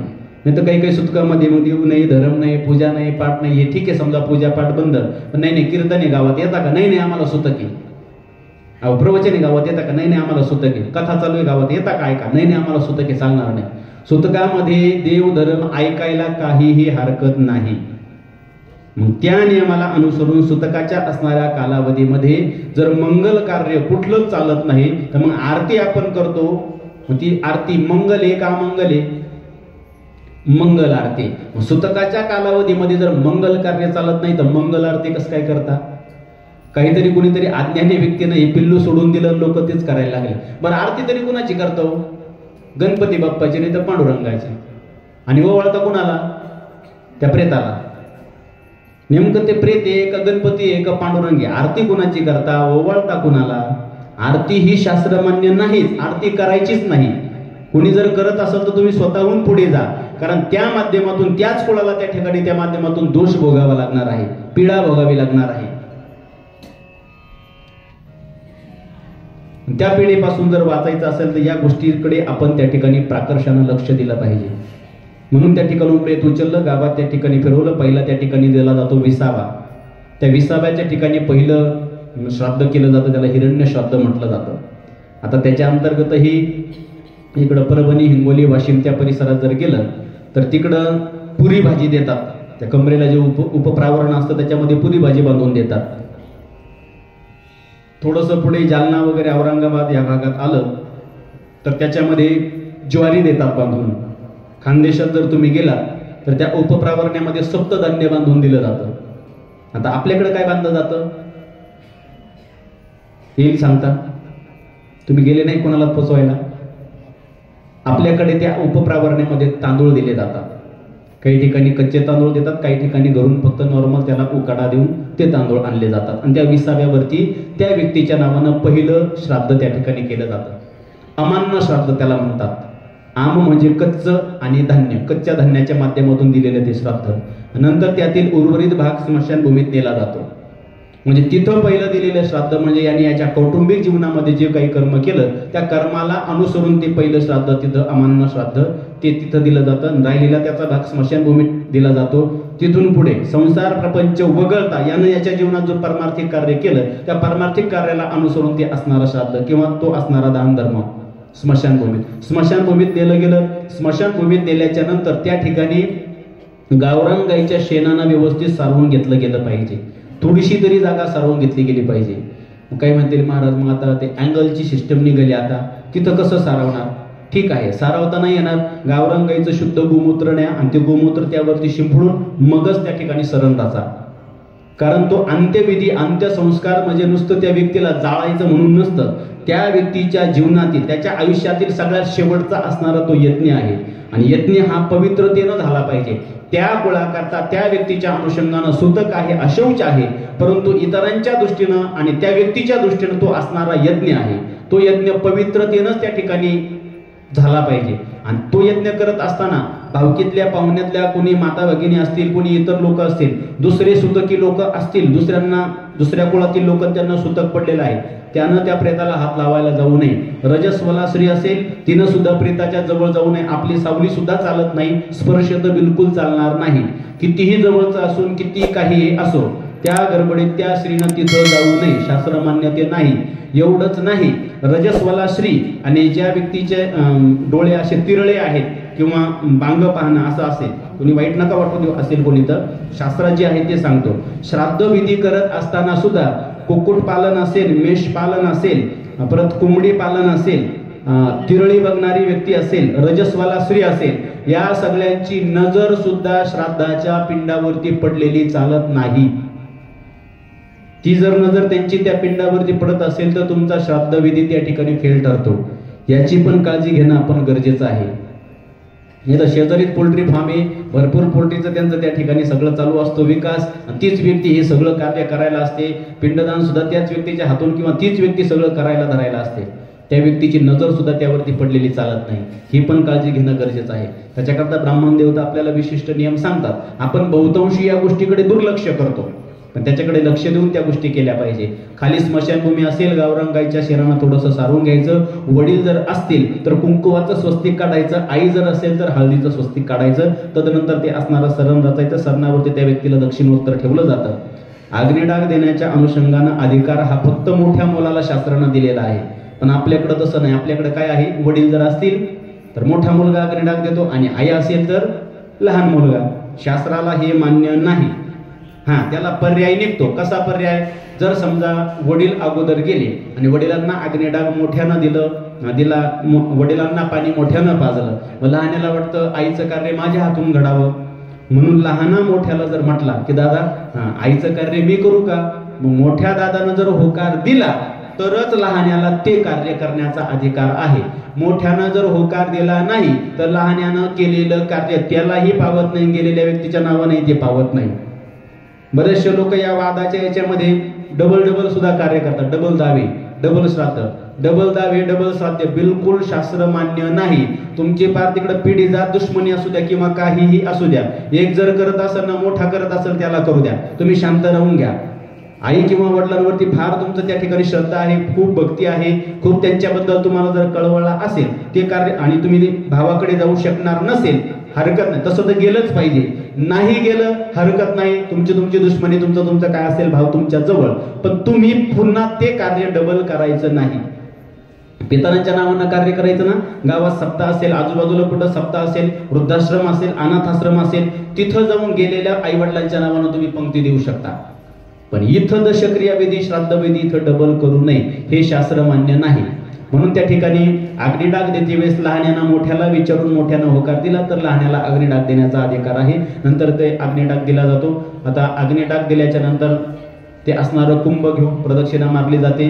शास्त्राला ती प्रदक्षिणा सुईची मारणं मान्य नाही, कारण त्या ठिकाणी जी घटना असते ती अशौच सूतकी घटना असते. त्या माध्यमातून तिथं अपसव्य प्रदक्षिणा सांगितलेली आहे. सव्य म्हणजे सुईची, क्लॉकवाईज घड्याळाच्या दिशेनं. आपण जी नेहमी मंदिराला प्रदक्षिणा मानतो त्याला क्लॉकवाईज किंवा सव्य प्रदक्षिणा शास्त्राच्या भाषेत म्हणतात. पण ज्या वेळेस स्मशानभूमीत तिथं कुंभ ते ठिकाणी ही प्रदक्षिणा मारली जाते, 3 प्रदक्षिणा, त्या 3 प्रदक्षिणा होत असताना अपसव्य प्रदक्षिणा सांगितलेली आहे. मंदिराला जशी प्रदक्षिणा मारतो ती सव्य, तशी प्रदक्षिणा नाही, उलटी प्रदक्षिणा. आता हे मी 5 वर्षापासून सांगतो, पण अजून काही कोणी परिवर्तन केलं नाही. 2-3 गावं आहेत मोजके. आपलं धोत्र्याच्या खालती तळेगाव आहे, तिथल्या लोकांनी परिवर्तन केलं. आणि एक इकडे येवला तालुक्यात गोलेवाडी म्हणून गाव आहे, तेथील लोकांनी ऐकून परिवर्तन केलं. त्यांनी विचारलं, महाराज हे कसं आहे, काय आहे, शास्त्रात काय सांगितलेलं आहे? म्हटलं हे ग्रंथ हे सगळं तुमच्या समोर मांडतो, असं सांगितलं. त्या लोकांनी त्यामध्ये परिवर्तन केलं. बहुतांशी आपण लोक नको त्या पिढेला, नको त्या दोषाला, नको त्या त्रासाला सामोरं जातो किंवा नको ती पिढा आपल्या पदरात पडते. त्याला एकमेव कारण जर काय असेल तर गेलेल्या पितरांचं कार्य शास्त्रानं आपल्याला ज्या पद्धतीनं करायला सांगितलं त्या पद्धतीनं न होणं, म्हणजे त्या पितरांची अशांती किंवा त्यांना त्या ठिकाणी सद्गती प्राप्त होत नाही. आणि पितरांना जर सद्गती प्राप्त झाली नाही तर आहा कटकटा करी ती पितर, त्या पितरांच्या माध्यमातून त्या कुळात जन्माला आलेल्या पुत्र पौत्रांना अभिशाप भेटतो. कारण त्यांच्या नावानं जे कार्य करायला पाहिजे ते कार्य त्या कुटुंबातून त्या ठिकाणी घडत नाही. त्याच्याकरता हे सगळे असणारे विधी शास्त्राच्या पद्धतीनं करणं गरजेचं आहे. म्हणून ती असणारी प्रदक्षिणा त्या ठिकाणी कशी सांगितलेली आहे, अपसव्य, उलटी सांगितलेली आहे. तदनंतर तो घट फोडला जातो. घट फुटल्याच्या नंतर त्या असणाऱ्या जीवात्म्याला सांगितलं जातं की आता तुझा आणि या देहाचा काही संबंध राहिला नाही, तुमचा आता घटस्फोट झाला. हा घट फुटला म्हणजे त्याचा स्फोट झाला, तुमचा आता त्या ठिकाणी घटस्फोट झाला, आता तुम्ही तुमच्या मार्गाला जायला मोकळे. हा संदेश त्या माध्यमातून त्या असणाऱ्या आत्म्याला दिला जातो. त्याचा असणारा पुढचा प्रवास पुढे 13व्या दिवशी सुरू होत असतो. अंत्यसंस्कार झाला तर त्यानंतर दुसऱ्या किंवा पूर्वी तिसऱ्या दिवशी अस्थि संचयन किंवा रक्षा संचयन तो असणारा विधी व्हायचा. परंतु आता गावात एकच स्मशानभूमी, एवढी लोक जातात, अडचण निर्माण होऊ नये म्हणून दुसऱ्याच दिवशी अस्थि संचयन आणि रक्षा विसर्जन तो असणारा कार्यक्रम होतो. म्हणून दुसऱ्या दिवशी जाऊन ज्यावेळेस, आता तिथं सुद्धा फार महत्वाची गोष्ट आहे बरं का, रक्षा वगैरे त्या तुम्ही सावडायला जातात. लोक गायछाप खाऊन आलेले, कोण काय खाऊन आलेले, कसे काय, तसेच हात त्या असणाऱ्या रक्षेला लावतात. आता ती रक्षा त्या यज्ञाच्या माध्यमातून पवित्र झालेली असते. तुम्ही त्या गायछापचे चुन्याचे हात लावून अजून अपवित्र करता. याच्या पुढे जाऊन जर सांगायचं झालं, काही लोक हे सुद्धा लहान नसतं, चपला घालून त्यावरच्या चबुत्र्यावर चढतात. एवढंच नाही, गरम काही जर असेल, समजा हस्ती कोळसा काही जर जवळ आला तर त्या चपलीच्या पायानं तिकडं लोटतात. म्हणजे तुमच्या समोर तुमच्या माता पित्याला दुसरे लोक चपला घालून लाथा मारतात, तुम्ही आपले तसेच राहतात. ह्या गोष्टीची सुद्धा कुठंतरी काळजी घेणं गरजेचं आहे. तिथं ती पवित्रता पाळणं गरजेचं आहे. म्हणून तो अस्थि संचयनाचा कार्यक्रम झाला. दशक्रियाच्या अगोदर जर तुम्ही अस्थि विसर्जन करणार असाल तर मुहूर्त बघण्याची गरज नाही. दशक्रिया होऊन गेला नंतर अस्थि विसर्जन करणार असेल तर अग्निभूमीवर आहे तो दिवस बघून, ब्राह्मणाकडून ती असणारी दिनशुद्धी बघून त्या असणाऱ्या दिवशीच फक्त अस्थि विसर्जन करता येतात. अस्थि संचयन, अस्थि विसर्जनाचा कार्यक्रम झाल्यानंतर दशक्रिया विधी. दशक्रिया विधीच्या दिवशी ब्राह्मण देवता व्यवस्थितरित्या ते पिंड वगैरे तयार करून ज्या दगडानं तो असणारा कुंभ फोडलेला असतो, तो दगड आश्मा, त्याच्यामध्ये गेलेल्या व्यक्तीचा जीवात्मा त्यात प्रवेश करून राहतो. तो असणारा दगड तिथं मध्ये ठेवला जातो आणि बाकीचे पिंड बाजूला ठेवले जातात. आणि मग नंतर कावळा येतो. आपण म्हणतो कावळा पिंडाला शिवला म्हणजे म्हाताऱ्याचा किंवा म्हातारीचा उद्धार झाला. कावळा जर नाही शिवला म्हणजे त्या ठिकाणी त्यांचा उद्धार होणारच नाही. कावळा शिवला म्हणजे उद्धार झाला असाही अर्थ घेणं योग्य नाही, आणि कावळा नाही शिवला म्हणजे त्यांचा उद्धार होणारच नाही असाही अर्थ लावून घेणं योग्य नाही. कावळा शिवला म्हणजे इथून पुढच्या प्रवासाला फक्त ते त्या ठिकाणी मोकळे झाले, कशात त्यांचा जीव गुंतला नाही, वासना गुंतली नाही. कशात जर जीव अटकेला असेल, काही जर असेल तर त्या आश्म्यामध्ये त्यांचा असणारा जो जीवात्मा आहे तो असणारा जीवात्मा कावळ्याला दिसतो. कावळा फक्त त्याचं जे भक्ष्य आहे, अन्न आहे म्हणून खाण्यासाठी त्या ठिकाणी येतो. कावळा आल्याच्या नंतर त्या आत्म्याच्या काही अतृप्त इच्छा जर असतील तर तो कावळा तो आत्मा त्या कावळ्याला जवळ येऊ देत नाही, तो आत्मा त्याला हुसकून लावतो. बऱ्याच वेळेस बघा, किंवा इथून नंतर जेव्हा केव्हा एखाद्या दशक्रिया विधीला जाल तेव्हा बघा, कावळा असा जवळ येतो, घिरकी मारतो, जवळ जाण्याचा प्रयत्न करतो. पण जसं कुणीतरी हुसकवल्याच्या नंतर पटकन कावळा पुन्हा बाजूला जातो, पुन्हा जवळ येण्याचा प्रयत्न करतो. अशी घटना वारंवार घडते. त्यावेळेस समजून चालायचं गेलेल्या व्यक्तीच्या काहीतरी इच्छा अपेक्षा पाठीमागे शिल्लक आहे. हा तो विधी. तदनंतर दशक्रिया झाला. 11व्या दिवशी एकोद्दिष्ट श्राद्ध. काही लोक 11व्या दिवशीच 12व्याचाही विधी करतात, ज्याला सपिंडीकरण म्हटलं जातं. गेलेल्या व्यक्तीला आपल्या अगोदरच्या पितरांमध्ये स्नान दिलं जातं. तदनंतर 13व्याच्या दिवशी 13 असणारे पिंडदान करून तो असणारा सगळा विधी केला जातो. यदा कदाचित वर्षाच्या आतमध्ये आपल्याला काही मंगल कार्य करायचं असेल तर 6 मासे ओवाळून टाकणं, तोही कार्यक्रम तिथंच होऊन जातो. म्हणजे 13व्याच्या दिवशी त्या व्यक्तीच्या सापेक्ष 13 लोकांना त्या ठिकाणी जेवण खावण काय असेल नसेल ती मानमान्यता. 6 मासे ओवळणे म्हणजे ते मासे जे आणतो आपण गंगेतून धरून ते मासे नाही, 6 त्या सदृश्य 6 माणसांना पुन्हा तशी काय असेल नसेल ती मानमान्यता करून, काय असेल नसेल ते काही ठिकाणी ताट देतात, काही ठिकाणी निरंजनी देतात, ती असणारी मानमान्यता करून त्यांचंही पूजन करून घेणं. हा झाला 13वा. 13व्या नंतर आला 14वा. 14व्याच्या दिवशी उदक शांती नावाचा विधी शास्त्रानं सांगितलेला आहे.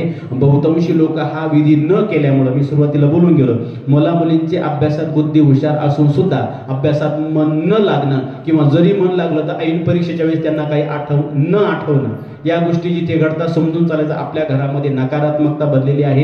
ही नकारात्मकता 2 कारणांनी येते. पहिलं कारण, घरात व्यक्ती गेल्याच्या नंतर त्या व्यक्तीच्या नावानं जे आक्रंदन चालतं, जो आक्रोश चालतो, जे लोक रडतात, हे सगळं आक्रंदन आक्रोश त्या संपूर्ण परिसरामध्ये, त्या वातावरणामध्ये ही नकारात्मकता बाहेर पडते, तिथंच राहते. ज्या वेळेस 13वा होतो सुतक संपतं, 14व्या दिवशी हा उदक शांती विधी जर झाला तर ती नकारात्मकता बाहेर निघून जाते, ती संपुष्टात येते. हा विधी केला तर, आणि हा विधी जर नाही केला तर ती नकारात्मकता तशीच घरात राहते. मग तिथून पुढे घरामध्ये बारीक बारीक कारणावरून कुटकुट कुटकुट चालू होते. त्या कुटकुटीचं रूपांतर मोठ्या कटकटीमध्ये होतं, मोठ्या कटकटीचं रूपांतर मोठ्या फटफटीमध्ये होतं, आणि मोठ्या फटफटीचं रूपांतर काहीच नसताना एवढंसं भांडण पार इतकं लयाला जातं का सक्का भाऊ सख्या भावाचा गळा दाबायला निघतो. हे जिथं घडतं ना त्या घरात समजून चालायचं, असले कुठल्याही प्रकारचे विधी झालेले नाही. पूर्णतः त्या घरामध्ये फक्त नकारात्मकताच भरलेली आहे. ती नकारात्मकता काढण्यासाठी हा उदक शांती विधी सांगितला आहे. काही म्हणतील महाराज आता 13वा झाला, 14वा तो दिवस निघून गेला, महिने झाले, श्राद्धही झाले, आता करता येईल का? हरकत नाही, आता सुद्धा तो विधी करता येतो. ज्यांच्या घरामध्ये नकारात्मकता जास्त भरलेली आहे, मुलांचा अभ्यासामध्ये मन लागत नाही, चालू बारीक बारीक गोष्टीवरून पती पत्नीमध्ये वाद होतात किंवा घरातील व्यक्तीमध्ये वाद होतात, असं ज्या घरात घडत असेल, चांगले वेदोक्त ब्राह्मण देवता बोलवून तुम्ही आता सुद्धा त्या ठिकाणी उदक शांती, त्याला विनायक शांती म्हणतात, विनायक शांती हा असणारा विधी करून घ्यायचा.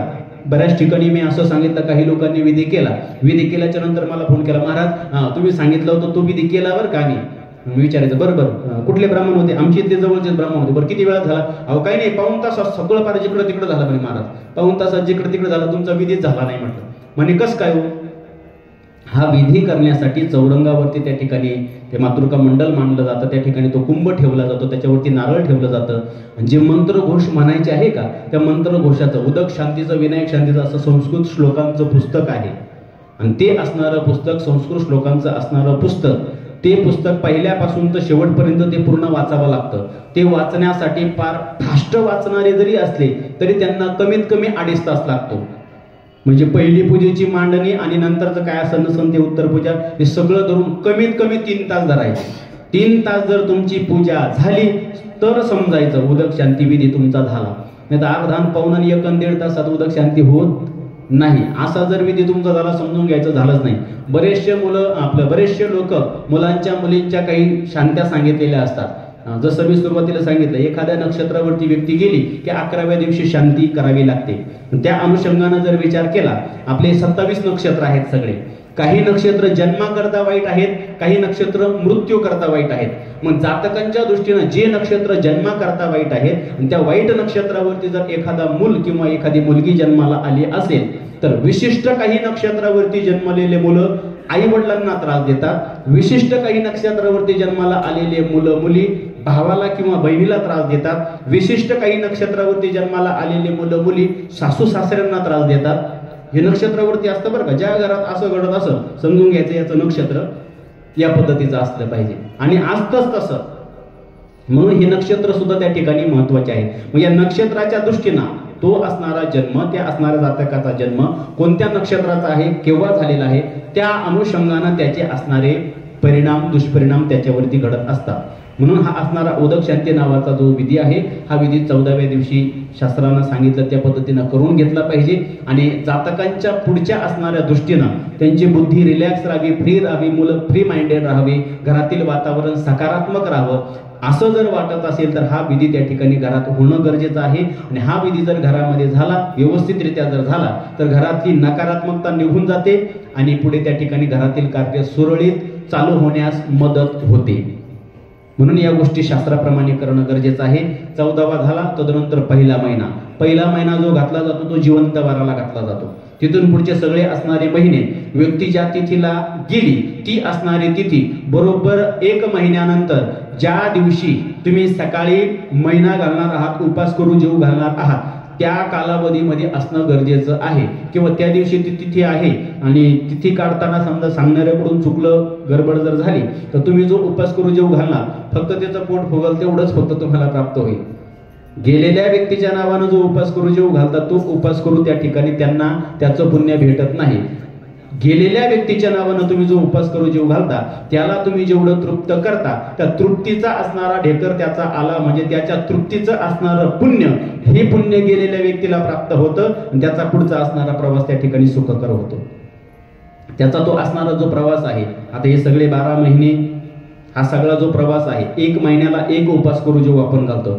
काही म्हणतील मग 1 महिन्याला एकच कसा? पितृलोकांचा असणारा 1 दिवस म्हणजे आपला 1 महिना, आपला 1 पंधरवडा म्हणजे पितरांची असणारा 1 दिवस, दुसरा पंधरवडा म्हणजे पितरांची असणारी रात्र.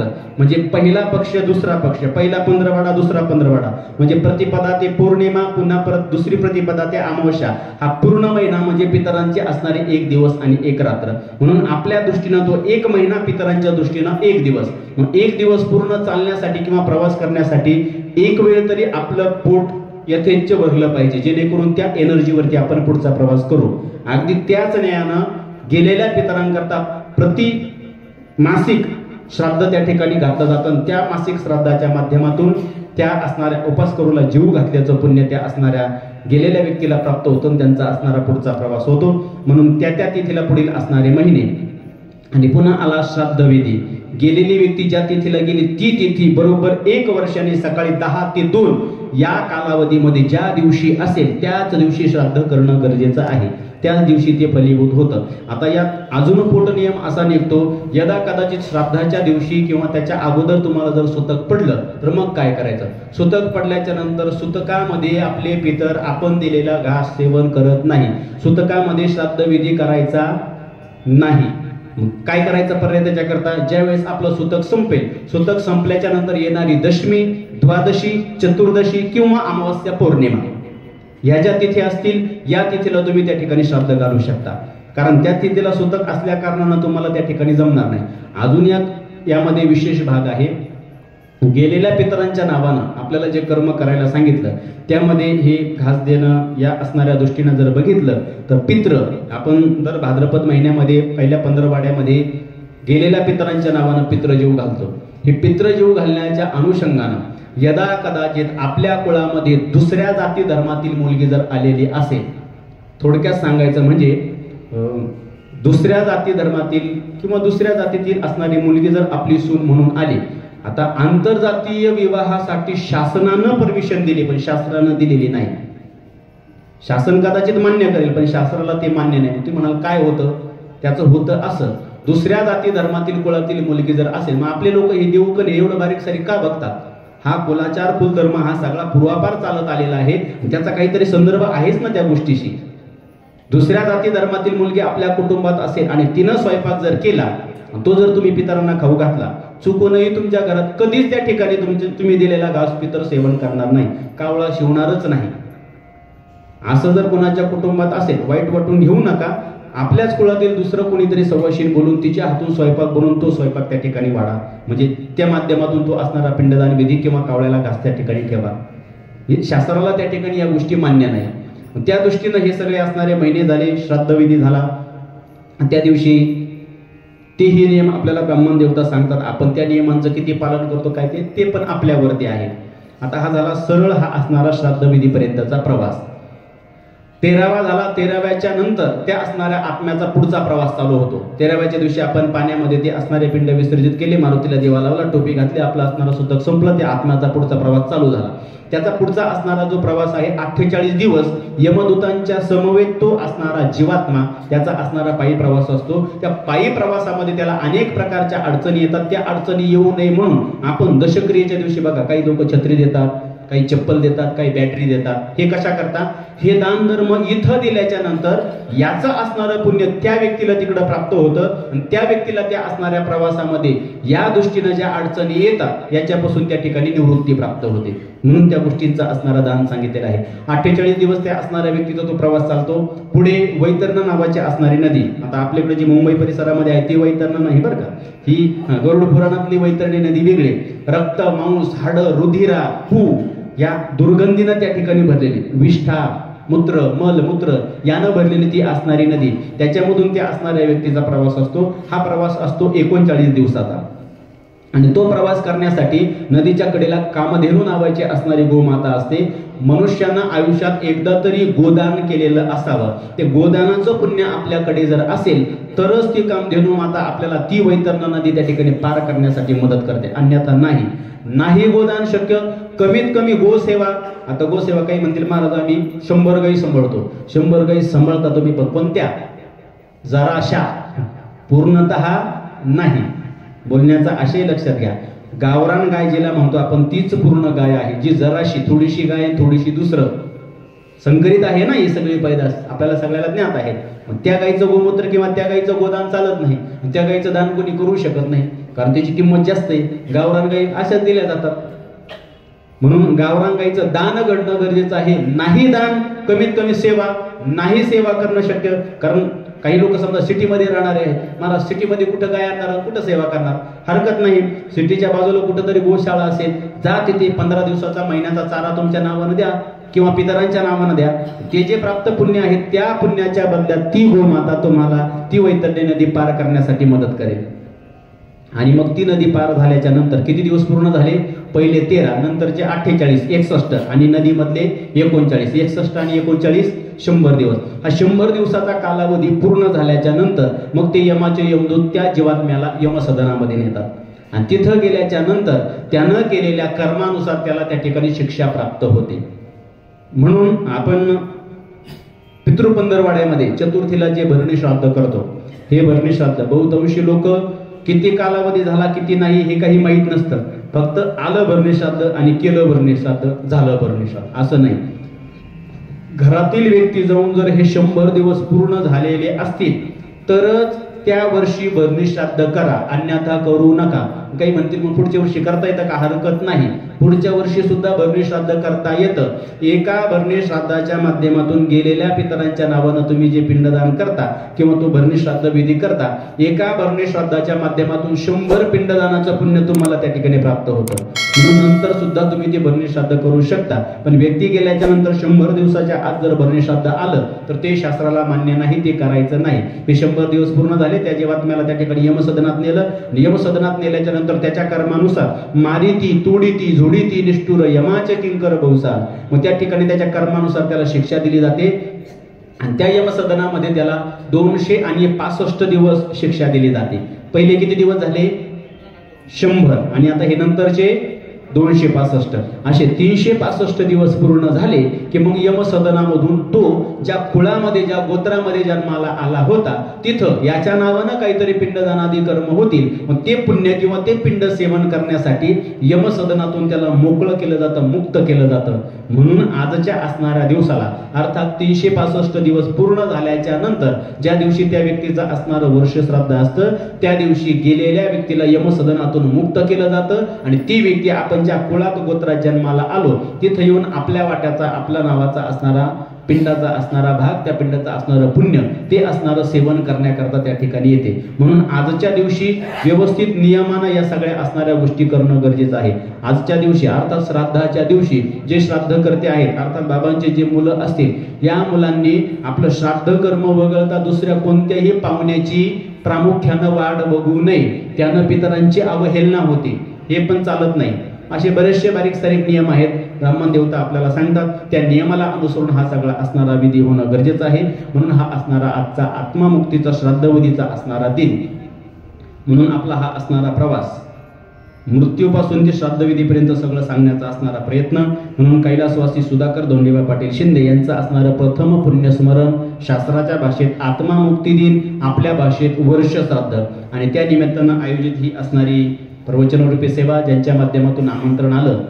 आमच्याच करंजी बोगटा रोडला स्थित ज्यांची वस्ती आहे अनिल भाऊ जपे, त्यांच्या माध्यमातून हे निमंत्रण. अजूनही 1-2 फोन मला त्या ठिकाणी आले होते.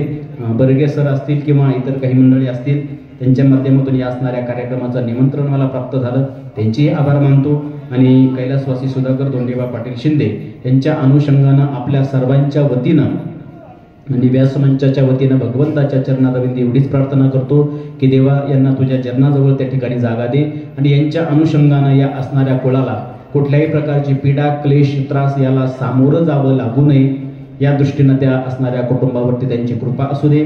आणि घरातील एक मोठं व्यक्तिमत्व गेल्याच्या नंतर घरामध्ये एक पोकळी निर्माण होते आणि आपल्या जवळची एखादी व्यक्ती गेल्याच्या नंतर त्या व्यक्तीच्या सादृश्य हजारो लोक जरी आपल्या जीवनात आपल्याला भेटले तरी गेलेल्या व्यक्तीची कमतरता काही केल्या भेटू शकत नाही, भरून निघू शकत नाही। आज कोणाचे तरी वडील गेले असेल, कोणाचा तरी भाऊ असेल, कोणाचे तरी पती असणार आहे, पण त्या गेलेल्या व्यक्तीची असणारी कमतरता आपल्या आयुष्यात कधीच न भरून निघणारी आहे। म्हणून ही असणारी दुःखाची पोकळी आणि या दुःखातून सावरण्याची शक्ती भगवान परमात्मा त्यांना देव, हीच भगवंताच्या चरणारविंदी प्रार्थना करतो। सेवेला घेतलेला जो श्लोक होता, अंतकालेच्या मामेव स्मरण मुक्तवा कलेवरम यह प्रयाते समद्भावम याती नास्त्यत्र संशया। कमीत कमी अंतकाळाच्या पूर्वी तरी देवाचं नाव मुखाला आलं पाहिजे जेणेकरून आपला उद्धार होईल, अशा अर्थाचा हा श्लोक आहे। काही म्हणतील अंतकाळाच्या अगोदर आलं पाहिजे, मग इतर वेळेस नाही घेतलं तर ते घ्या नका घेऊ, तो अजून वेगळा भाग आहे। कमीत कमी अंतकाळाच्या वेळेस तरी काही म्हणतील आमचा अंतकाळ आम्हाला कधी कळणार आहे, आपला मृत्यू तर आपल्याला माहित नाही, त्याचं सुद्धा नियोजन साधू संतांनी आपल्याला करून दिलेलं आहे।